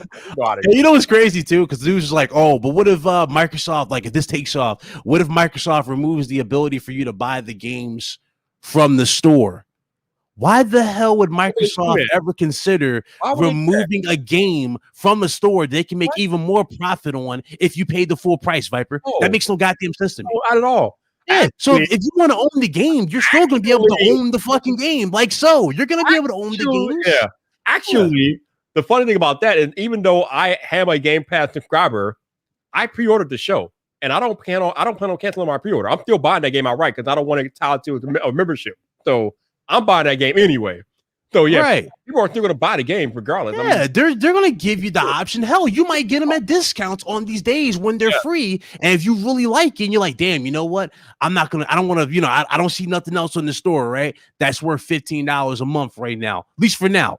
I'm not going to pay $15 a month for this for next month. I'm just going to buy the game that I want and keep it pushing. You know what I mean? Play that until something more happens again. That's kind of the thing they want you to do. See, Game Pass right now, what Microsoft really is looking at too, they're looking at those DLC buys too. They want you to buy microtransactions, do this. You know what I mean? They want you to really go all out with these games on the suit. They want that. So it's like, they're not going to remove that. Why would they remove a potential profit as an option from this? That's stupid to me. It's like, hey, come on. Like, dudes are thinking so hard to fearmonger. We got to protect physical. Physical ain't going no goddamn where. It's not going nowhere. We know people like to collect. That ain't going nowhere. Actually, it's going somewhere. Just not anytime soon, but it's definitely going away, though. It's going away. What, physical? Yeah. For games? Yeah. I don't see it. Like, okay, maybe in another... Maybe by next gen, maybe by the next gen, I can say that because you know, because everybody's more digital. I agree with that. Yeah, because you're gonna have boxes that don't have a disc drive. I mean, why would they? Yeah. They already showed us the future. I mean, shit. PS5 had a no disc drive, which I mean, we both know that cloud gaming is the future anyway. At some point, it's not there yet, but cloud gaming is the future. I thought about it, I really did, but it comes back down to our cable providers, and It can work. It definitely can work. We saw it with Stadia. It can work. The thing is, you need the foundation for it. We need like actual like good internet out here. Like I'm talking the moment Google Fiber becomes available to everyone, then I would say cloud gaming absolutely is the truth right now. It's gonna do it. But right now, not everybody has it. And the thing is, a lot of people like going, well, they don't have it. I don't have it. I'm like, dumbass, that's thinking small. Yeah, you have it. The other people in this region don't. You really think it's going to take off because you have it? No, you need that everywhere. Everybody needs to have good internet for it to take off. So that's how it is. But cloud gaming, you know, it's funny. Cloud gaming is coming back more into conversations now. So it's like, it's clearly some leverage for cloud gaming and what's going to happen down the road. It's leverage. Microsoft can put their backward compatibility catalog in the cloud. So yeah, they're geared up. That's why they're doing xCloud. xCloud's about to do some things too. If you know, they can get the whole thing with your mobile phone providers up. You know what I mean? Like your data usage, they can get that going. xCloud can be good. So yeah, you have a lot of stuff. Yeah, you have a lot of options. All right, so I know you have a PS5, but did you ever get a chance on a new Xbox? Not really. I didn't really want it. Somebody offered it, but I didn't get it. I didn't really see the need for it because I just bought one of these for the PC. Ah, okay. So that's all I got. I didn't really need it. So have you played or do you plan on playing Outriders? It looked interesting. I might try it out. You never know. Yeah. I mean, so here's the thing about Game Pass. I didn't even know about the game the game even existed until like a week or two ago. Yeah. But I am a member. I am a subscriber to Game Pass, so I downloaded it. It's all right. It kind of reminds me. It's kind of like a mix between Gears of War and Destiny. I mean, that's basically what it is. It has the looting and all that crap and the shooting and things like that. But it's okay. It's not groundbreaking, but it's a nice game. It's cool. I wouldn't pay for it, but it's nice. Yeah. I mean, hell, shit. If you like it. You know me. I'm everywhere. Like it's just, you know, if I like it, I'll definitely go try. You know, Ryan, especially with the conversation we've been having, you know, at some point you got to pick up an Xbox. You know, you got to do it, bro. I mean, that's the thing, though. Here's the counterproductive to that point, because you know me, I build PCs here, so got to install this bad boy. Oh, you put it in a couple. Yeah, that's my new water cooler. I got to install that in my PC, but you know, I'm already upgrading the beast, as you see right here. It's already about to get upgraded. In fact, here. The beast is about to get upgraded even further. So she's going to be doing a lot of stuff for yours truly. He trying to tell y'all, PC people, like, bro, console, you know we were so console to wear that, Ryan. Console to wear that, bro. For simplicity, absolutely. But when we're talking about a lot of stuff that Sony and Microsoft like to make promises for, PC is more of a valuable option there. And since they're giving you, since you have total freedom on the PC, especially for Microsoft games, let me tell you, man, playing Gears 5 at over 120 FPS, playing it at 4K, there is a night and day difference to playing that on Series X and any console. I'm telling you right now, upgrading that to the max, going all out, it's night and day to any console. But Microsoft, again, you know, they'll give you the option. You'll get close to these options. Like they just upgraded Rogue Company on PS5, runs like a treat. It's amazing on PS5. It's 120 FPS as well. But not all games are going to have this. You know what I mean? That type of option. And that's where PC gaming's got more leverage there. You can push games as far as you want them. Yeah, I got you. Whew, man. What a. So, I don't know. Hot take, man. Hot take. Dudes is out here crying. I'm like, listen, if y'all crying over this, just imagine how y'all gonna be when Sony announces that damn PlayStation Pass or whatever the hell they gonna call it, Sony Pass, PlayStation Unite. I don't know what they gonna call it, but whatever they call it, as soon as I see it, I'm gonna be dead in my chat. I'm probably gonna do a live. I'm just gonna laugh. I'm like, who told you it was going to happen? Who told you? This guy. Who's been telling you that to expect some change? It has to happen. They cannot. It has to. It has to. They cannot let Xbox Game Pass continue. You really can't, bro. Yeah, you can't. Like you can talk trash all you want. Twitter, that's what Twitter's for. Yeah, I mean, you can talk trash, but there's a difference between talking about it and being about it. That's where Microsoft was really showing they're about it right now. They buying this, that, and the third. And you know me, I'm quick. If I don't like something from Xbox, I'll call that shit out. I'm like, listen, this is terrible. Don't do this. Microsoft has given me every reason to clap. You know what I mean? They've been doing everything right. It's been nothing but good things. No, it's been good things. The main thing I asked for past 3 years, I've been on YouTube, about almost 4 years on YouTube. I've been asking Microsoft, especially in that time frame, because Microsoft wasn't doing nothing. It was just like a dry season, excuses. We were talking about engagements instead of just talking about games and studios. You know what I mean? Halo, Gears, and Forza were just a staple. I'm like, my guy, can you just give me a new experience? Can you give me something that's worthwhile on this box? They come out with games that have potential, like Quantum Break. Quantum Break fails. Do they build upon Quantum Break? No, they let it die. And here comes the same developer the next year, like 2 years later, with Control, and that gets much more. You know what I'm saying? Why aren't you building upon these type of games? That was my argument. And here they are now. They buying studios, being more aggressive. The market's changing in their favor. It's like, How can I complain? I can't complain. I'm happy for him. The main thing I've asked from Microsoft for the longest time is to compete. Exactly. And that's what I've asked, is to compete. And they haven't been competing. I've been getting on them for the last 7 years because they've had a lack of exclusive content, and that's why people have been going to PlayStation, because Microsoft just hasn't brought the noise with the content. And I've been calling them to the carpet. So people think I'm Xbox hating. I'm like, you idiots. I have an Xbox in the back room. Right. It was funny. Like I made the tweet last week about how I didn't think MLB The Show would come to Game Pass. I'm like, there's no way Game Pass. MLB The Show coming to Game Pass. It's a literal act of God, people. Okay. It took an act of God for me to be wrong, but that's literally what it was. But then somebody asked me, yo, why are you trash talking about MLB The Show? I'm like, I'm not trash talking. It was a logical assumption based on who's making the game. I have Xbox in the back room, bro. How am I trash talking? What are you talking about? Like, that's the thing. Any criticism, like, or not even like, see, that's the thing. Any small criticism, they look at like you just hate the platform. You know what I mean? Like, I can say Xbox is awesome, but I don't like the look of the console. Oh, you're just a pony. You just don't like Xbox. It's like, guy, I don't like the look of the console. I can say something weird like that. And I'll be called a console or a Sony phony or pony or something stupid like that. But if I praise Microsoft and give them props, I'll be looked at like, oh, you're a hypocrite. You said this and third. Even though I tell you, even in the context, I want them to get better because I benefit with Microsoft doing better. Do you think Sony's not going to step up now that Microsoft's making all this weight and doing all this stuff? You don't think Sony's going to step up their production and really make these games worthwhile when they do this? When the first time you see a game, you don't think Sony's going to make sure you understand what that game's about and it gives you an impact, it has an impact on you where you're like, damn, you know what? I'm looking to buy that. That's the type of stuff you get when you have competition. You get that type of power, that pressure. Pressure leads to a lot of good stuff. It really does. But people don't understand that. They think, pressure is going to make them cave and do the same thing. No. Sony does with them. Like, again, we're all in agreement. We're all in agreement here. Even the guys in the chat. I'm pretty sure you guys are all agreeing with us right now. The market's going to get to that point where Sony has to evolve. Yeah. Nintendo can do their own thing. They can go after the mobile market. That's kind of what they've always been, right? Their own thing. But the thing about Nintendo that needs to fucking change, that network needs to get needs to get deleted. It needs to get redone.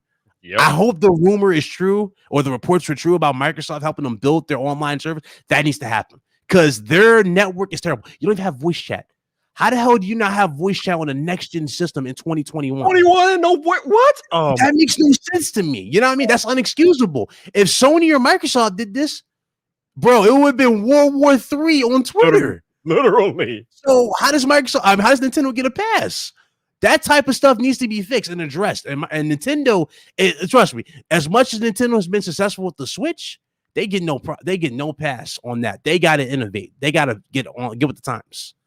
Yeah, they definitely did better infrastructure and quick and fast in a hurry, for real. Bro, even Sony's most underrated piece of hardware, the Vita, had voice chat. I hope y'all know that in the chat. The PlayStation Vita, people said it was a failure. The PS Vita has more features than the damn Switch. It has the real feature that you need.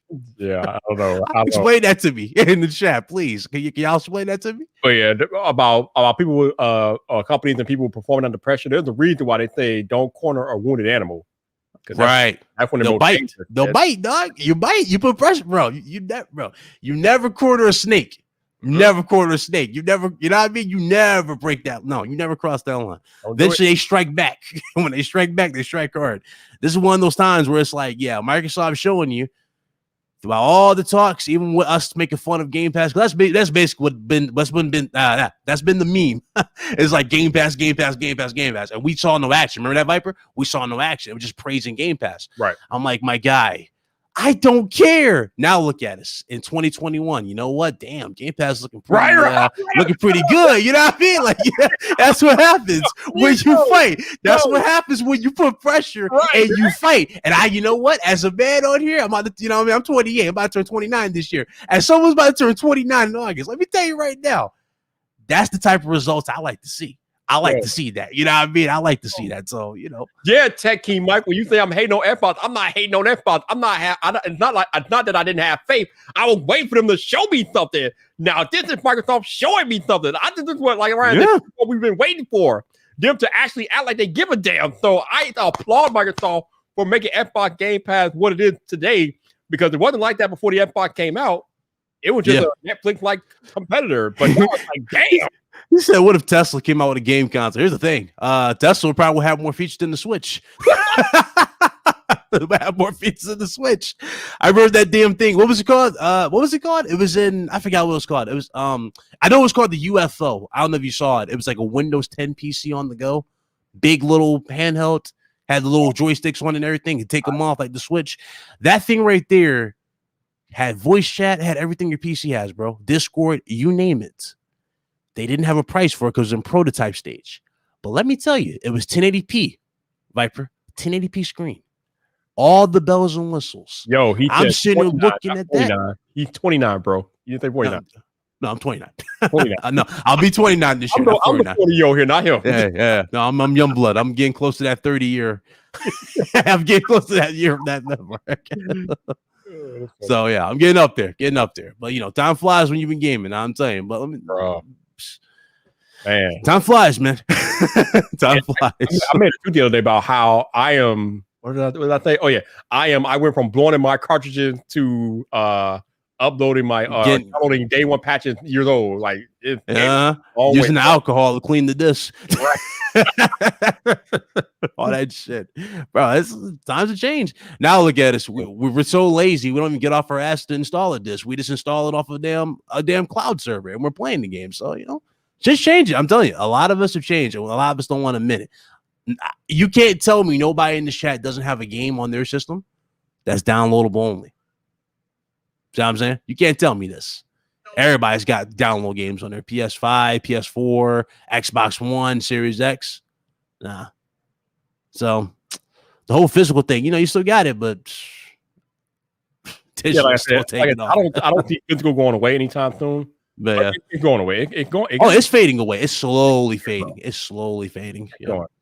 It's going. Look, GameStop talking about buying GPUs and shit. I'm like, bro, GameStop, your days are numbered at this point. If at this rate, I'll be they're I don't even go to GameStop. Yeah, all my game purchases I got straight from the PlayStation Store. You know what I mean? Or I buy it from Steam. I don't even bother going into these stores and buy these games anymore. I just don't bother. Like GameStop is just weird to me. Like I don't feel right going to GameStop anymore. Let me tell you why. Half these people are underpaid as it is. And on top of all that, it's pointless. Pointless to go in here. I have not brought a physical game. The last time I brought a physical game was Street Fighter 5, and the only reason why I brought Street Fighter 5 was because I brought the collector's edition because I wanted the figurine. Other than that, I have not brought a physical game in over 10 years, probably, or at least it seems like it anyway. Yep, it's been a while. I think I had Breath of the Wild physical, but I don't know why I did that, but I think I had that physical. But yeah, but other than that, I'm all in. I get all my stuff from the Microsoft Store, or now that I have Xbox Game Pass, I just get it from the Game Pass app or whatever the case may be. But yeah. GameStop, yeah, your day's a number for sure. I mean, it's crazy. Walmart has a better trade-in policy than GameStop. Who saw that coming? That's wild. Because GameStop be trying to give you like $2 for games. GameStop be trying to give you nickel, bro. Come on now. Walmart be like, okay, this is old, man. I'll give you $10-$20.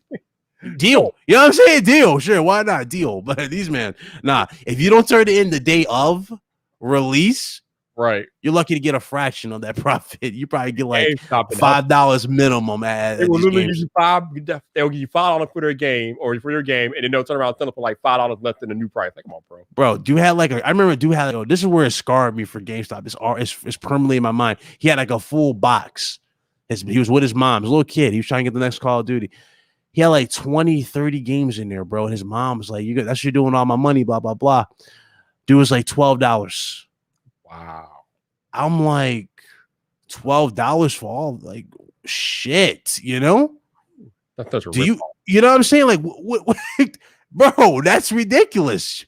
Like, Saudi Arabia, though. GameStop's a joke. Yeah, and that's what like that's one of the big reasons why they are going bye-bye, because they got away for it for a long time. They got away with it for a long time, but yeah, market changed, man. Market got better, or things changed. All right, so what are you wearing on your head currently? What are you wearing on your head right now? Oh, you like that? It's these, huh? Yeah, I'm sure. Sennheiser. These are Sennheiser's Game Ones. I didn't even know they made gaming headsets. Oh yeah, these are really, really good. Sound is crystal clear. Mic is really Mic is really good. It mutes. It mutes when you pull it up and all that stuff. Really, really good sound. You can also use it on your PS5. It gives you 2 cables, one for PC and one for the console. You just plug into the controller. So What do you mean cool pipe? I didn't know what that was. That was Hefe. What do you, yo, oh yeah, you know me on Hefe. you're used to these. You remember these? I'm Astro 850 all the way on Hefe. What are you talking about, bro? Come on now. You talking about those? You talking I'm about those bad boys? Yeah, I had those. So. Here's the thing about Astro 850s and 840s. Astro 850s and 40s. As someone who's had Astro for so long, I can tell you right now, bro, they're overrated. These sound much more louder and clearer than Astro 840s. I kid you not. And guess how much these cost? $140 right now on Amazon. But you have are those wireless or you just have the wire plugged in or are they wired? You can get the wireless ones. They have wireless options. All right, because I actually weird. I got it right over here. And you can get like like the mix amp Mm-hmm. they have for the Astros. Right. They have their own mix amp. Sennheiser has their own one. You can plug in and amplify these even more, even with 7.1 surround, and get an even better experience if you need louder bass than this. But again, that's where Astros kind of gives you, the bundle thing. But I mean, Astro ain't worth the cash. I got the Astro 850 Gen 4, and they are amazing. I mean, I play game with them. I watch movies with them. I recently picked these up. These are the new Xbox wireless headsets too. These are okay. Nothing compared to the Astros, of course, but I use these mainly for Twitter, facing the Clubhouse. But yeah, these are pretty nice too, though. Oh, the Xbox ones? Yeah. Yeah, they look good. I heard people having a few issues, but I mean that's understandable. I mean, it's new product, firmware updates happen. But it looked good. If I was to ever buy like a premium headset for PS5, I would wait. You know what I mean? I will wait a little longer down the road because that's usually when the good stuff drops later down the road. So maybe when the next Turtle Beach big, releases, that will be the headset to get, or maybe Astros. We know Astros not going to step up their game because they're lazy, but other studios, maybe Sennheiser might have another. I mean, like I said, I'm using the Astro Gen 4 right now, the 850s. I mean, they're so good. I mean, until somebody comes and compete, I don't know. The Astros are doing their thing over there, bro. I don't know. So I got the Astro 850 Gen 4 for my Xbox. For my PS5, I have the Turtle Beach 700 Gen 2, which are pretty cool. I like those. Yeah, I almost got the Elite 800s. I think that's what they were called. The ones that had the little charger dock on. I almost bought those, and I heard those were having issues. So I was like, wait. They have the Elite 800 for PlayStation 5 or whatever? They're compatible. Are they not with PS5? They're compatible.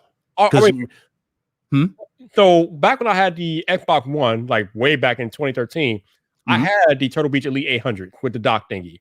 Yeah. But to my knowledge, they haven't made an update since then, or have they? I'm not even sure. So you've got me there. Shit, you got me there. I thought I saw it for PS4. So that's the funny thing. Because back, I had those first, but then I ended up, for whatever reason, I ended up buying a pair of Astro 850 back then. Yeah. And the Astro sounded better, so I've been using Astro ever since. But yeah, I like the Elite 800 because they have Astro stands out. Astro stands out because they don't feel like nothing's on your head. You know what I mean? It's so light. You can do X my thing and don't feel like nothing's on your head. It sounds good. Yeah, but this is I don't know. It's like quality aside, which is good for them. That quality is good, but it's like a sound aside. I'm hearing much more pronunciation, especially like footsteps with these. Okay, and these are not even the high grade ones. The higher grade ones that I could have bought, blow these out the water. And on top of that, you have the option to get their mix amp. Yo, and amplify even more. So I need you to get Bang & Olufsen to send you the new BO Play portal so you could test them for me. The one that they just saw now for the premium Xbox gaming headset, like $500. Oh man. I'm not even though I'm tempted, I'm not going to do it. I'm tempted, but I'm not going to do it. Pretty sure the Sennheiser 600s or 660s, that's what they're called. The little flat, the little flat ones. I think those probably would sound better than those. Maybe. Probably. Those are like $400 headphones, by the way. Yeah, I love my Astro 850 though because I game with them and I watch movies with them. They're amazing for watching movies. Yeah, they're good. They're good for stuff like that. You got presets on the mix amp. You can amplify them if you want. I mean, they're fine. Me personally, I'm just like, we were watching Kong versus Godzilla in the Discord, and I had these on. I was like, shit. I was like, shit. Okay, I'm loving what I'm hearing. I'm going to ask you the same thing I asked somebody else earlier. So the new Kong versus Godzilla movie. There was another like Godzilla remake that came out, I think 3 or 4 years ago. Do I have to watch the first one first to watch the Kong new No. one? Or does it matter? No, because I didn't even watch that one. Okay. So you're good. No, it sets them up perfect. Set pieces are amazing. Destruction is like the destruction. You seen Man of Steel, right? Yeah. Picture Man of Steel times 15. That type of destruction. It's really, really cool. CGI is pretty much up there with I know you watched the new Planet of the Apes films, right? The CGI ones. You seen those? No. I love those. Those are great. It's basically the exact same like with Kong. It's that level of detail. So it's really, really good with everything. And the way they did Godzilla, oh man, Godzilla was fierce. So it's really good. Okay. I'll have to go watch that. I'll put my ass on to watch that and see what we got. Oh yeah, I definitely believe you're gonna enjoy it. The only thing you're gonna get annoyed by is the human characters. That's it. I heard the human got in the way a lot. Yeah, they cut away from like action and at times and like go to these humans. I'm like, listen, I paid for Godzilla and Kong. I can deal with just Godzilla. I don't care if it's Godzilla just going through the to the forest and going to this down there. I don't care. I'd rather see that than hear a bunch of cringy characters talking about, oh, I can hack a machine. No, I don't want to see that. I don't want to see that on my screen in a Godzilla film. That kind of reminds you of that god awful Godzilla movie that came out in 2001, 2002. I don't know if you remember that one. It was so old, but it was so trash too. Like the cinematography. They had like the eggs in the little stadium. You remember that old film where it had like the eggs? It reminds you of that. It's like, bro, nah. So I hate that movie. You know what else we got coming out pretty soon, Ryan? Mortal Kombat. Definitely looking forward to that one. Oh, you see the sleazy thing they did? What did they do? They delayed it a week. Oh, yeah, like so that you can pay for the HBO thing. That's how they get you to pay for HBO. Wait, yeah. What? Okay. To get on that service, you got to pay. They basically delayed it so that you're if I remember correctly, they delayed it a week because people were doing like free trials or something like that to watch these films. HBO. It's on HBO Max. Gotcha. Okay. Yeah. So yeah, they're doing something like that. So they're trying to get the full profit out of you, make you subscribe to it. I'm already subscribed, so that's my home care. Yeah, let's go. Yeah. It looks good though. I'm really hyped for that. Yeah, it definitely looked good. I know they did like a remake or something like a few years ago, and I didn't even pay attention to the remake. It just looked dumb, but yeah. Yeah. I still love the original. The original Mortal Kombat was amazing. The original was good. That sequel, trash. Mm-hmm. Yeah. Ooh, that was bad. that sequel was bad. They kind of messed up Jax's origins too in this new one. They had Sub-Zero freeze his arms. I'm like, that's not how it worked. It was Ermac who did it, but whatever. I'll let that detail. I'll let that detail. Yeah, it was Ermac. Ermac like destroyed his arms when he tried to save Sonya. So I guess they're like, well, you got Sub-Zero, you got Scorpion. You're gonna have to hate somebody. So there you go. It looked good though. I mean, I can't front. It looks good. It looks good. Definitely looking forward to that one. Definitely. Shit, you getting Returnal? I've heard about the game, but not interested. Not really. No. I'm gonna say it comes on the 30th of this month. You know what? I mean, I know you don't care too much, but I am excited for MLB The Show, man. I'm excited. If you're a baseball fan, go for it. I mean, I'm not even that big of a baseball fan. I mean, I mean, watching it in person is better than watching it on TV, but I don't really like it all that much. But that game is awesome. Yeah. I mean, like the quality in that game alone, they're good with the quality. They've always have been. And it's like the same thing. Like, I'm not the biggest hockey fan, but I love playing hockey video games. Like, the hockey video games are amazing to me. And it's the same with baseball. Well, at least the show anyway. But yeah, I'm looking forward to the show. So I'm definitely and like I said, Outriders was okay. Played a few minutes of that, so that was not too bad. Okay. Shit, me, I just been going through games like crazy, man. So I'm on that road to 200 platinums. Yeah, 139, man. Y'all gamers are dedicated AF. I don't have the time to do all that. I just play when I can. Have fun, man. You know, you gotta enjoy it. You know me. When I review it, I extensively play that motherfucker for our reviews. Oh my god, that reminds me, man. You know what? I'm glad you're here. We can talk about that too while I got you here. What's up? So, couple of things happened in gaming journalism this week that kind of made you scratch your head a little bit. I don't know are you familiar with King Thrash? I'm guessing you're familiar with King Thrash, right? Used to work on him, yeah. You used to work with him? Yeah, we used to do a podcast before. Oh, okay. So King Thrash had some beef with a gaming journalist from Forbes. I mean, it's Forbes. So Paul Tassi. I So, know those. so King Thrash was kind of like mad because the guy was talking about how he played 30 hours of Outriders on PlayStation 5, but he was giving it up for Xbox because of Game Pass and whatever. I don't know. But I guess the issue King Thrash had was that the guy was showing footage from the PC, or he showed screenshot from the PC version. So he was one of the guys to prove that he ended up playing on the PlayStation, and the guy proved it. He showed them pictures or whatever. And then I think King Thrash said something about how he tried to lie about it, or no.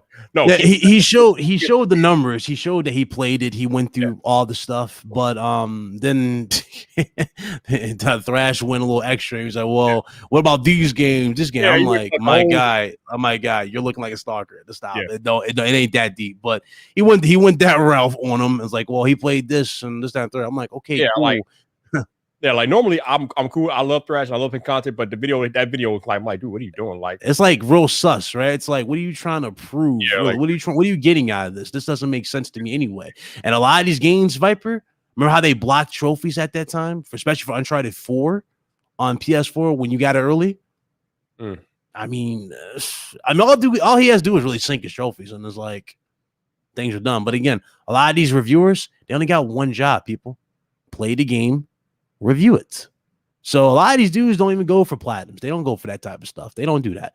They just play through it and do it. Like Mark Cerny, he built the PS5. This dude just when he created Knack, he platinum Knack. He played, you know what I mean? Like not everybody is going to be like a Mark Cerny and go and platinum these games and go and do all that stuff.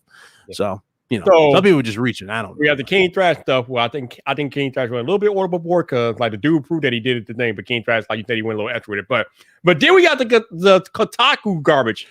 Listen, oh my lord! How do you fall? This is like the biggest running gag when it comes to April Fools, my guy. How do you fall for April Fools posts? I don't even comment when it's April Fools time. I don't care if it's 24 hours or midnight. I will not post on April Fools. My thing is, come on, man. Like a story that big, you should vet that before you put that on your site, bro. Why the hell would they even use Twitter? This is the thing that cracks me up. Why would they use Twitter when they could have posted that on their official website? Why would they use Twitter? And then on top of that, in the context, one of the main developers they said is announcing that it's delayed. He's not even on that team anymore. Do people read this shit? They don't read. They don't know this stuff. I'm sitting going, guys. If y'all over here, dudes are tagging me, Ryan, breaking news. I'm sitting going, my guy, you're a fucking idiot. Look at the profile. The profile had a fake check mark by it. You can't tell. Come on, Mike. Stop, man. Stop it. I mean, you are supposed to be a reputable gaming publication. You got not anymore. Not anymore. Not anymore. Not anymore. Kotaku who? Bro, the problem is it's not just Kotaku though. It's a lot of these journeying publications stuff like this. They've been taking stuff they see off Twitter and then putting articles out about it, and like the stuff that's even been confirmed by the actual company, but they're making articles about it. Like, what are you doing? Like, it's embarrassing. You're supposed to be a reputable journalist, and you're just out here embarrassing yourself. Like, I don't get it. Yeah, it's wild to me, man. It's wild. They fall for this every year. That's why I anticipate when it's April Fool's. I literally will tell you, I hate this fucking holiday. I hate this holiday. It's so stupid. Well, you survived because we're on April 2nd now, so you survived. Yeah, I hate this damn. I hate it. I really do. So, yeah. You had John Jones posted, me and Dana White had the greatest interview of all time on April Fool's. And then you find out it's real. They actually had a talk. But I'm sitting going, John, stop playing with my emotions on this day on April 1st. Stop y'all talking. So he gets the new C1 OLED that's dropping next week. I mean, if you got the scratch, I mean they're awesome TVs. I have the C10 back there. The only thing I don't like about the C10 is that when they think about OLED, the black, they're black.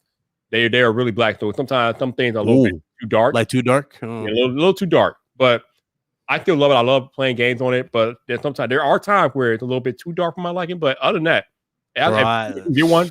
I don't know how y'all do the TVs, man. I mean, good for y'all. If y'all enjoy playing them on the TVs, the big ones, I can't do them. I game on the monitors, bro. I got me the Acer Predator X27 right here, and I play my PS5 on that. And on my PC games I mean, I'm on this. crazy, man, because I game on that OLED TV and it's like 65 inches, and I'm like, oh yeah, you probably want more on. You just want everything on the screen. Yeah, you want that thing.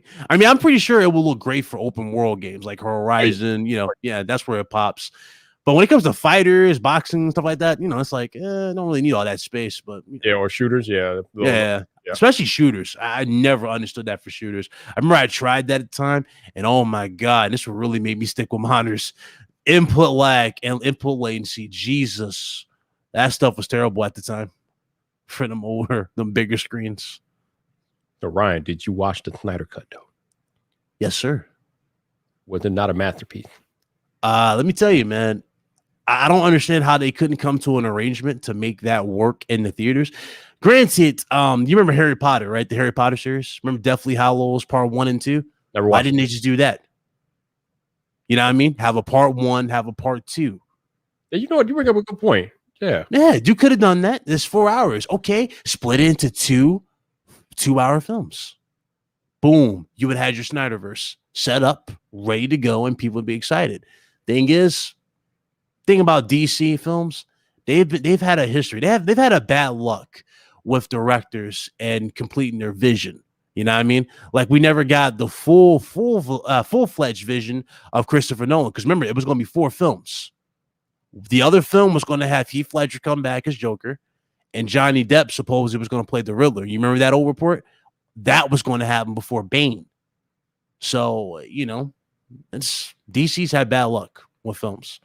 Marvel, it's like Marvel understands the lore of their characters, they respect the license, they set them up properly, then insert them in other films. You know what I mean? Or they might tease them in another film and say this guy, this, that, third, and then you'll get like that real payoff. It's like, look at Avengers Endgame.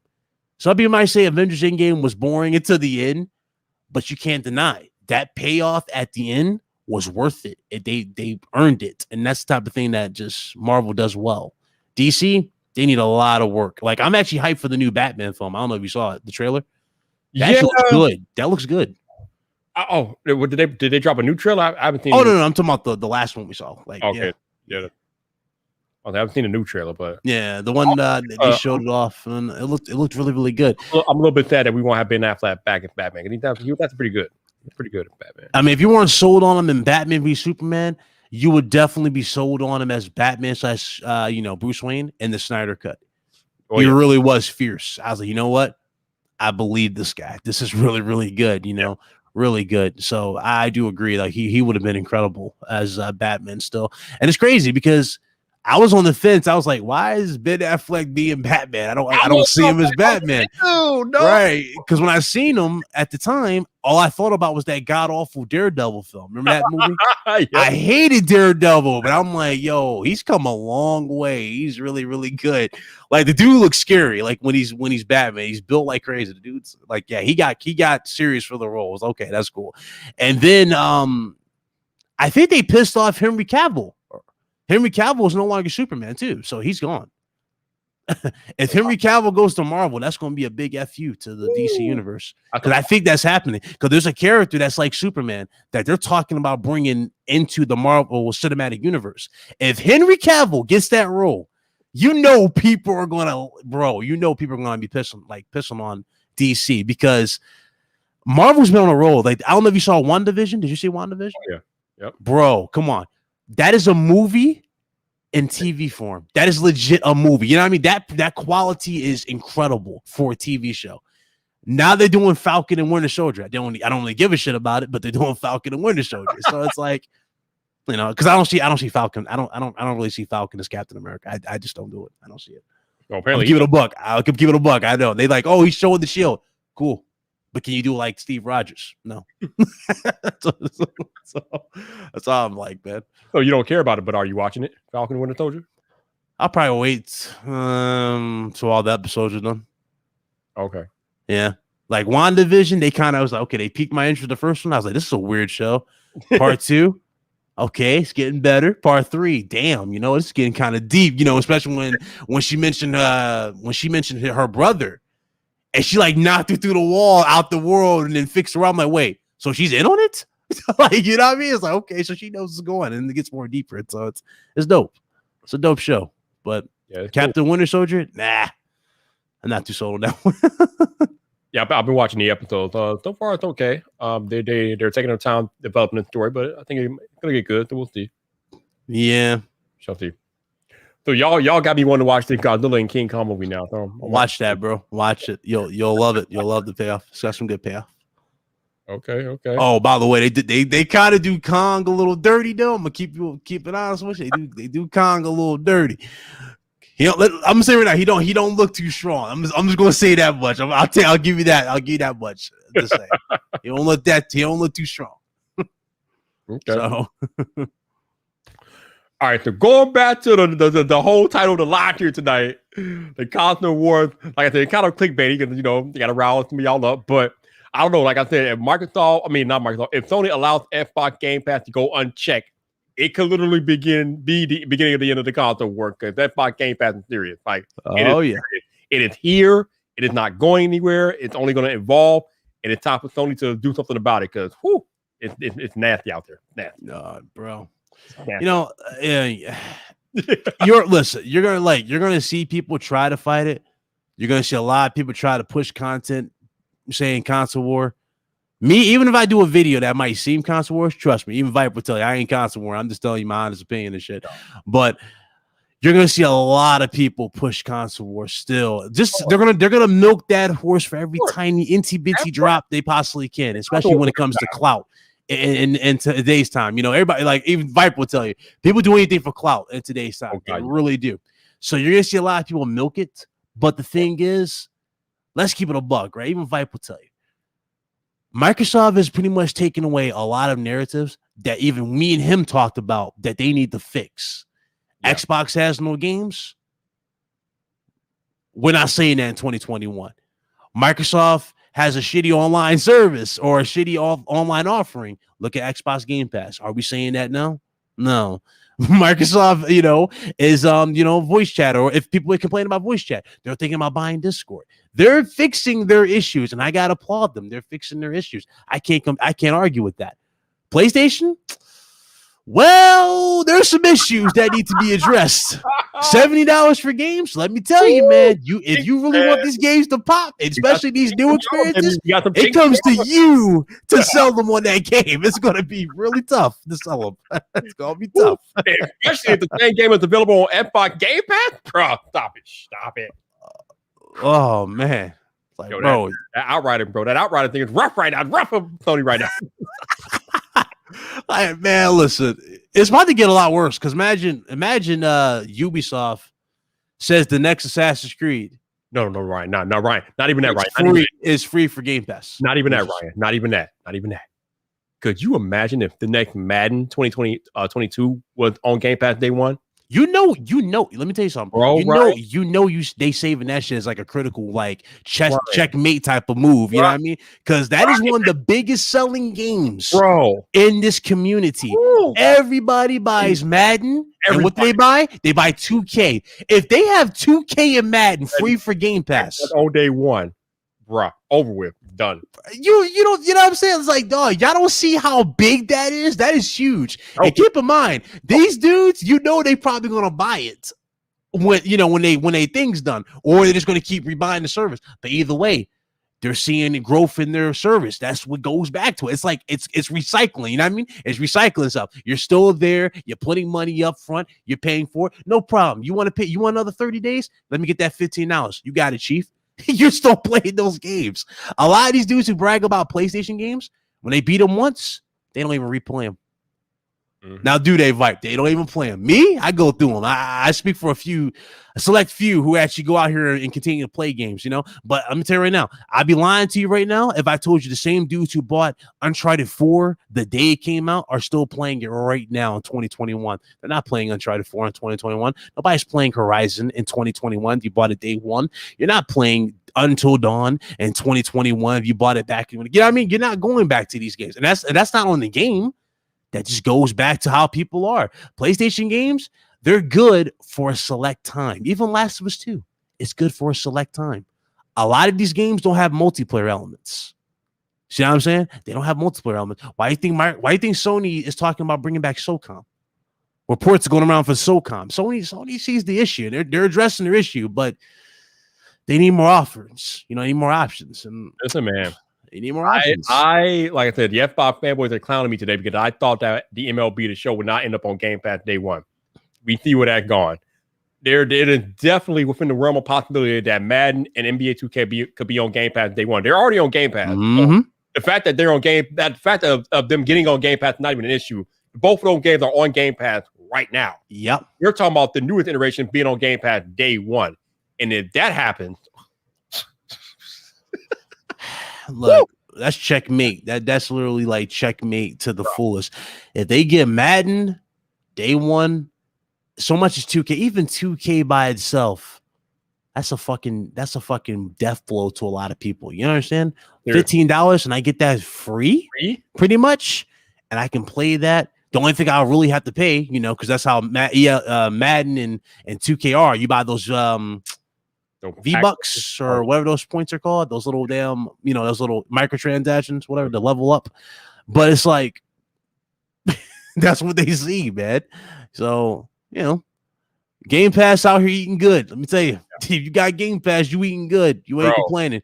Bro, like I said, you eating good, man. Fun to hear me say, but it hits different when Ryan says the same thing I'm saying. I kind of made fun of Game Pass, especially when Microsoft was using it to market the Xbox Series X back last time. I'm like, but fast forward to today, it's a different energy. It's like, damn. You can definitely market Game Pass as a reason to buy Xbox Series X or S. Especially, yeah. Oh, yeah, absolutely. The thing was, back in the day, too, they were putting old games, you know what I mean? Or games that we've already played. Right, like they were talking about, like, Assassin's Creed. Let's say Assassin's Creed 3. I'm like, bro, I played Assassin's Creed 3. I don't care about that. They're like, oh, well, we got Gears 5. I already played Gears 5. I don't care about that. You know what I mean? It's like they had nothing new. Right. Now they got these new now they got Bethesda day one, day and date. Now they got Ubisoft thinking about doing it. They got EA games in there pretty much. How can you not see that's a value like times 10? It's ridiculous. It's the same value. Right now, we're just in the very beginning. You better believe these third-party developers are going to look at the numbers that Outrider does, that MLB The Show does. And if they look appealing, you better believe more third-party games are going to come at day one, bro. It's only a matter of time before they start changing that up too. Like people going like, oh, that price is going to eventually go up. I see it going to $20 eventually, you know, going up in price because, you know, games getting expensive. Yeah. But also with them doing that, I can also see them adding more to it, like a section for indie developers. Like indie games, day and date, and you know what I mean, like that type of stuff. Special treatment for those. Like here's Indie Week. We got these games in there for you. Obviously, our first party are going to be there. You got your third party games from this side. Maybe you'll get deals like bundle off. Like you know, like these bundles we offering you certain free stuff. Those games will be in there, but it'll have the same. You know what I mean? You'll get the same value for free. That's where you really start going, damn. And that's only for $20, $15. And I pay $70. I only get one game. Yep. And mind you, this game is incredible. But this game has limits. There's a limit to how much this game can go. It's first of all, it's not a long experience. No, 10 hours at best. It's like 10 hours at best. If you do all the collectibles, maybe that'll bump it up to 15. But it ain't that long of a game. Nope. Spider-Man 2. That is where it's going to trump this. Yeah. But even with Spider-Man 2, because you know, it's going to have two Spider-Mans pretty much. Even with Spider-Man 2, is Sony going to go the extra mile and add multiplayer elements to this? Like co-op with your friends? Are they going to, you know what I mean? Are they going to do that to add more longevity? Obviously, more than likely, not. No. It's going to be a longer experience. But that kind of goes right back to this. You know, what are you getting for what you're paying for? $70 for Game Pass. I mean... I'm getting a lot for $70 now, am I? So you know, or 15. You know, if I was to throw $70, I'm getting a lot for what I'm offering. Not to mention the fact that with some of these games like MLB The Show, cross play is supported, so you can still play with your PlayStation friends even on Xbox. So you ain't missing out on anything. No, you ain't missing out on anything. And that's the beauty in it. I tell you guys all the time that technology is literally changing the way we live every day, and it's now doing the same thing in video games. Technology and the way it's proliferating is literally changing the video game landscape. Like I mean, console, like, what if you could cross play? What does console worth matter? You can play on whatever you want to play on. If you can play with your friends, like People are mad, man. Like people just like, especially listen. If you build your channel on just strictly console wars, when that shit goes away, what do you have to build your console, your content on? Bro. That's what you know. So you are really see right what I'm talking about. It's like, bro, when you take away their main source of traction, what you got? Me? I dipped and dabbed in it before in the fast. I've talked about, Ryan the Professional. Nobody was safe back in the day when nobody was safe. But it was good old day. Yeah, man. Yeah, Ryan been doing his thing for a few years, man. But yeah, you go back to Ryan Professional, all that shit, man. Listen, nobody was safe. I was arguing with everybody. I was like, dog, what you mean PlayStation suck? Man, get in this chat. Let's talk. What's up? What we talk? Like, look at me now. I don't grow. I've seen so much in this community. I've seen so much fraudulence. So many people fake. Oh man, I've seen so much. It would change. It would change anybody. It's hilarious because there's all these console work going on, but I'm literally in rooms every week with Aaron Greenberg and people from PlayStation. Like the actual executives don't do console work. They're friends. They play the other systems. I mean, Aaron Greenberg has the PlayStation 5. I'm pretty sure the dude from Sony have Xbox 360 in their house. I mean, they don't care. They don't care. Yeah, I had one ex PlayStation executive on my channel. I know. Do you know Gio Corsi? Not familiar. No. He's the guy who he was part of second party relations for PlayStation for the Vita. Okay. Before he left, I had him on here, and even he told me off air. He's like, "Yeah, you do." He's like, "You do great, man. You have a great channel. You do a great thing." We were talking, but he was like, "Yo, on some real PlayStation, a lot of these executives, they don't watch content. That usually goes in the console war." It talks. I'm like, "Yeah, understandable." So they avoid that type of drama. He'll tell you right there to your face. Like if you ask him that question, they'll avoid that type of stuff. But people, I don't know, man. Some people just can't. Here's the thing. It don't matter what we say about console war; they will never go away. As long as there's competing consoles, there will always be console war because human beings are going to human. That's just the way it is. Yeah, but it's probably going to be instead of it being the battle of the consoles, right? Like we've traditionally seen it, right? It'll be the battle of services. Yeah, that's basically what's going to transition to. It's like it's always going to be Game Pass versus the new PlayStation Now when that eventually transitions. It's iOS versus Android, Xbox versus PlayStation. I mean, there's always going to be a battle.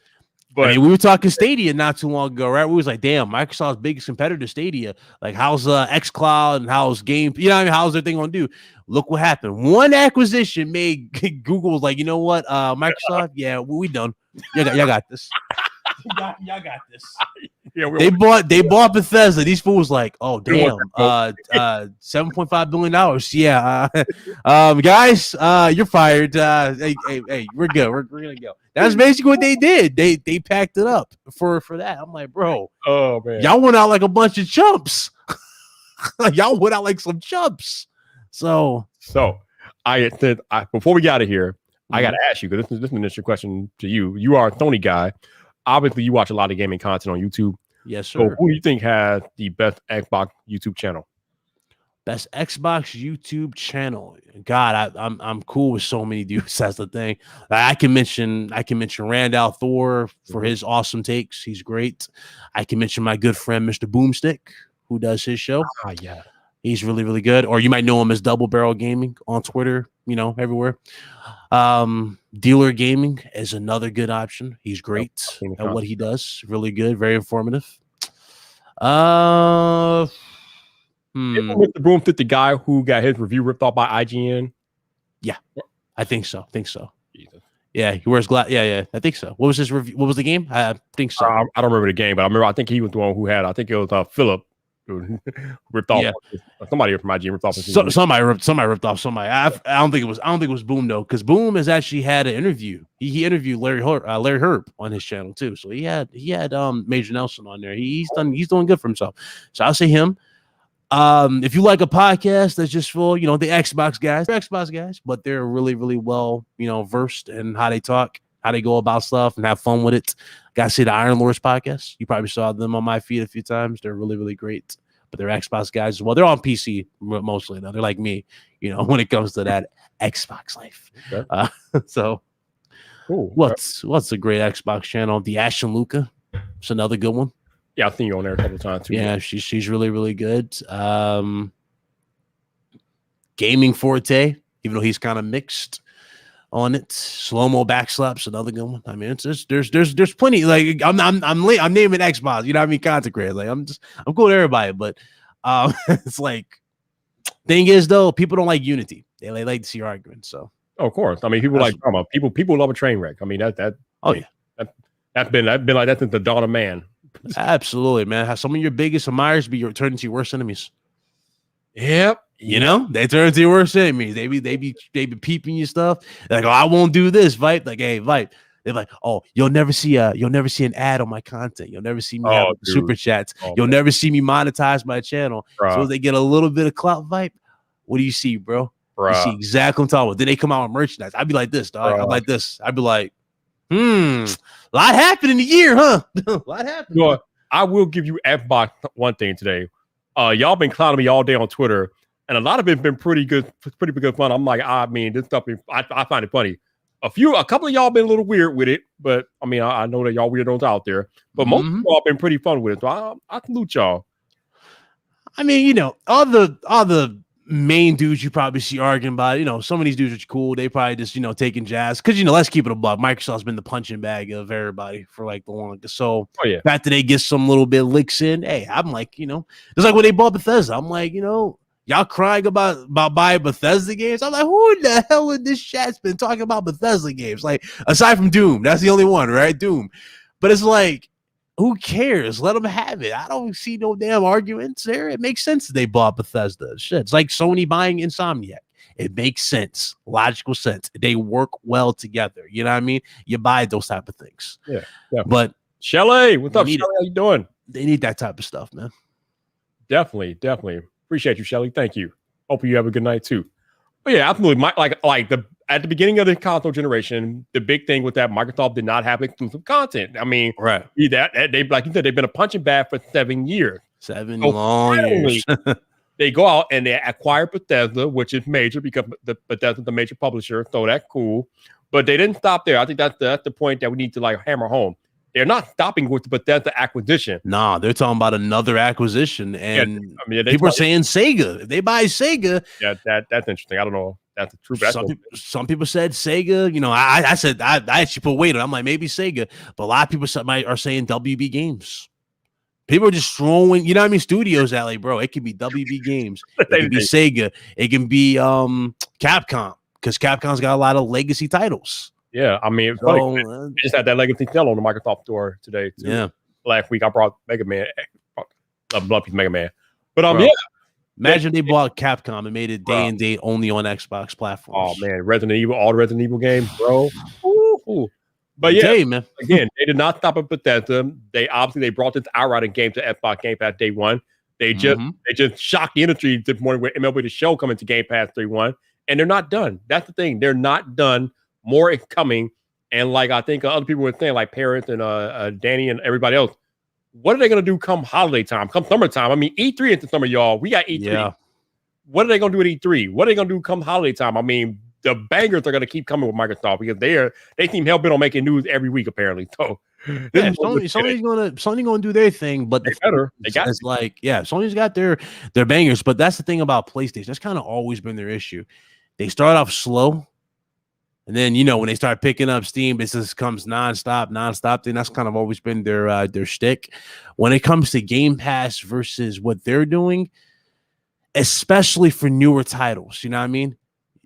It's going to be tougher for PlayStation because you have to really show, hey, guys, this is worth $70. Like that game, Black Myth. It's called Wukong Black Myth. It's a game with the monkey. Yeah. Remember how before we saw the gameplay of that, we saw the in-engine stuff, we saw the ray tracing, we saw that. I was like, damn, that's next gen to me. You know what I mean? That might be something you can advertise and go, you know what? $60-$70 easy. But I'm saying you have to really show that these games are worth the price. Mm-hmm. You really got to show. And that's crazy that I'm having this conversation like that, because the last time I ever said Sony had to make sure it's worth the price was going back to the PlayStation 3.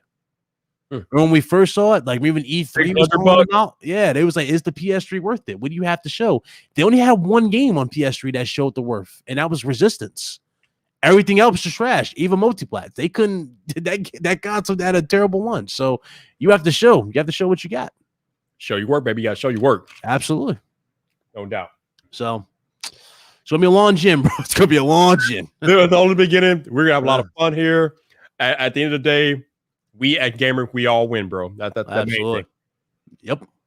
I mean, I got both boxes. You'll probably have an Xbox at some point, I'm guessing, even though you're trying look at him trying to put me in the bubble. He said, you're going to have it. You're gonna have, come on now. We know you're going to get an Xbox. You say you're not, but you're going to get one. We'll see. You'll get one. We'll see. I'll probably make an excuse. It can't fit on my desk. I'll make an excuse.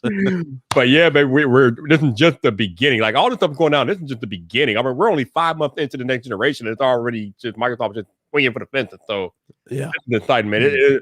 I mean, with the boon of gaming and what these companies are doing, I mean, there is no better time to be a gamer than right now, man. Like gaming is like just about to go boom. So yep, to be back into the fold here.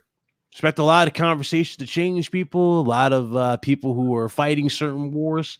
Flip flop. You're going to see a lot of interesting stuff. Just pay attention to the content. Me and Vipe will tell you, I've remained constant. What I say, especially on my live stream, where just me by myself talking. I'm like, guys, I expect this. I see this.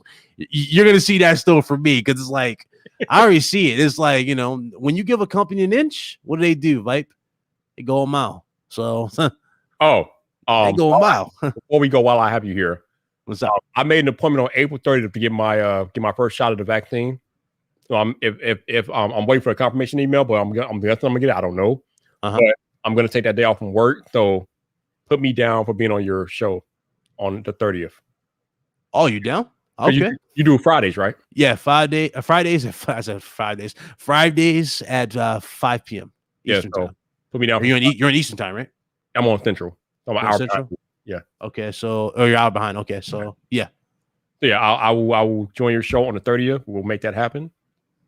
And we got you. We got you for sure. I know I'm overdue, so we gotta get we long overdue to get the man about tech on RGT. We're long overdue. So we're long overdue. We got you, brother. Mr. Big Cloud, appreciate you joining me tonight. Awesome conversation as always, man. I'm guessing that we're gonna see more of you on this show at some point in the future because I'm guessing I'm gonna have a lot more gaming news probably in the next few weeks, month that's ahead around here. Because I mean, you know, you're the homie, man. Just hit me up in events. I'll definitely swing by. You know, absolutely. You know how it is. You know the vibes. No doubt, man. Oh, actually, you know what? I'm trying to have you one more question. So E3 this year is going to be digital, but we know that most of these major studios are more than capable of putting on their own event. Do you see E3 like surviving, or do you think E3 will go away eventually? E3 in digital form is a train wreck. It's dumb. It's dumb. It's pointless. You know, it's really dumb. They already proven this with Summer Games Fest. PlayStation has its own PlayStation Directs, Nintendo Direct, Microsoft has Xbox, whatever shows they do. They always have a different name for their Xbox shows, but they have their own Xbox shows. Again, where's the need for E3 in digital form? What E3 needs to do to stay relevant is to do what WrestleMania does. Move around. Keep it consistent. You know what I mean? Be interesting. You don't want it in the same venue. You know what I mean? Yeah, that venue has memories, but why not move it around to different states? Why not add themes to it? You know what I mean? Make it worthwhile. Make it interesting. That's how you really save E3, because that's one of the biggest things about E3 is the social gathering, right? People coming in there, experiencing the games, the shows, being part of history. Why not move it around so more people can have an option to do that? And it will be a lot easier and cheaper for them, you think about it, to do that type of stuff, as opposed to going to the same dilapidated, spot that's having issues with construction. I'm hearing so much stuff about this building. Like apparently the place is falling apart. I'm like, where was this attitude before then? Why are you putting people in here then if the place is falling apart? That's why I'm like, I call bullshit a lot of stuff. Like, really? No, it's lost its spice because there's nothing there. There's no appeal to E3. The only time E3 usually gets like crazy appeal is when people think they're going to see a next gen console. You notice that? Yeah. And they even without E3, they managed to show 2 next-gen consoles in their own way. And guess what, Viper? They had the exact same reaction, if not better. Microsoft showed the Xbox Series X, the Game Awards. Yep. Sony had their own special event where they had developers in their call-ins, and then they said, "Welcome to PS5." There you go. That was bad. You know what I mean? It's like you don't need E3 for this type of stuff. You don't. But E3's become irrelevant. It really has. It has become irrelevant, and it sucks that I'm saying that, but times change. I mean, but I don't want that. I don't want that social, gathering thing to go away. E3 is kind of like E3 is kind of like Comic-Con. You know what I mean? Like you don't want to see that type of stuff go. That's kind of like the Super Bowl for us. Usually the Super Bowl for us. We go there, we game. You can meet developers. Some icons might be there. That's where it's appeal. But honestly, though, it would make sense to move it around. Let it go around the world, treat it like WrestleMania. Like, hey, wouldn't it be cool if it said E3 live from Georgia Theater or something? Like, just do something. I don't know. That's E3 for you. That's interesting. Move it around. Okay. Huh. Yeah, just move it around. Have other spots get a chance. Different people, new blood who never experienced an E3. Let them experience it 4 times. Let them spread the word. Like, guys, this was an amazing game event. I was able to play games, meet developers, see developers on stage, see games play live. That's cool. That's spectacle. But we'll see. I don't know. I already know they're not going to do it, though. That's the thing. Yeah. But it's interesting to think about moving E3 around. That's an interesting thing. Definitely. Yeah. Makes sense to do. Yo, Demolin, appreciate the super chat, sir. Thank you very much. I appreciate it. Once again, Mr. Big Cloud Gaming, thank you, sir. Awesome chat as always. We will definitely be seeing more of you in the future on the channel because, like I said, gaming is heating up, and I will probably come up with more gaming in the future. Oh, you already know. You already know, my guy. Thanks for having me. Considering I have both consoles, so yeah, I will definitely be keeping a tab on that stuff. But appreciate you guys hanging out on another edition of Friday Night Vibe. Hopefully, you all have a good weekend. And I almost forgot it is Easter, so for those who celebrate Easter, happy holiday. Enjoy your Easter. And I will see you guys next week. But until the next time, people, this your boy Viper, the man about tech. You know where to find me. So come back for more. Looking at your lighting is like going dark and light, dark and light.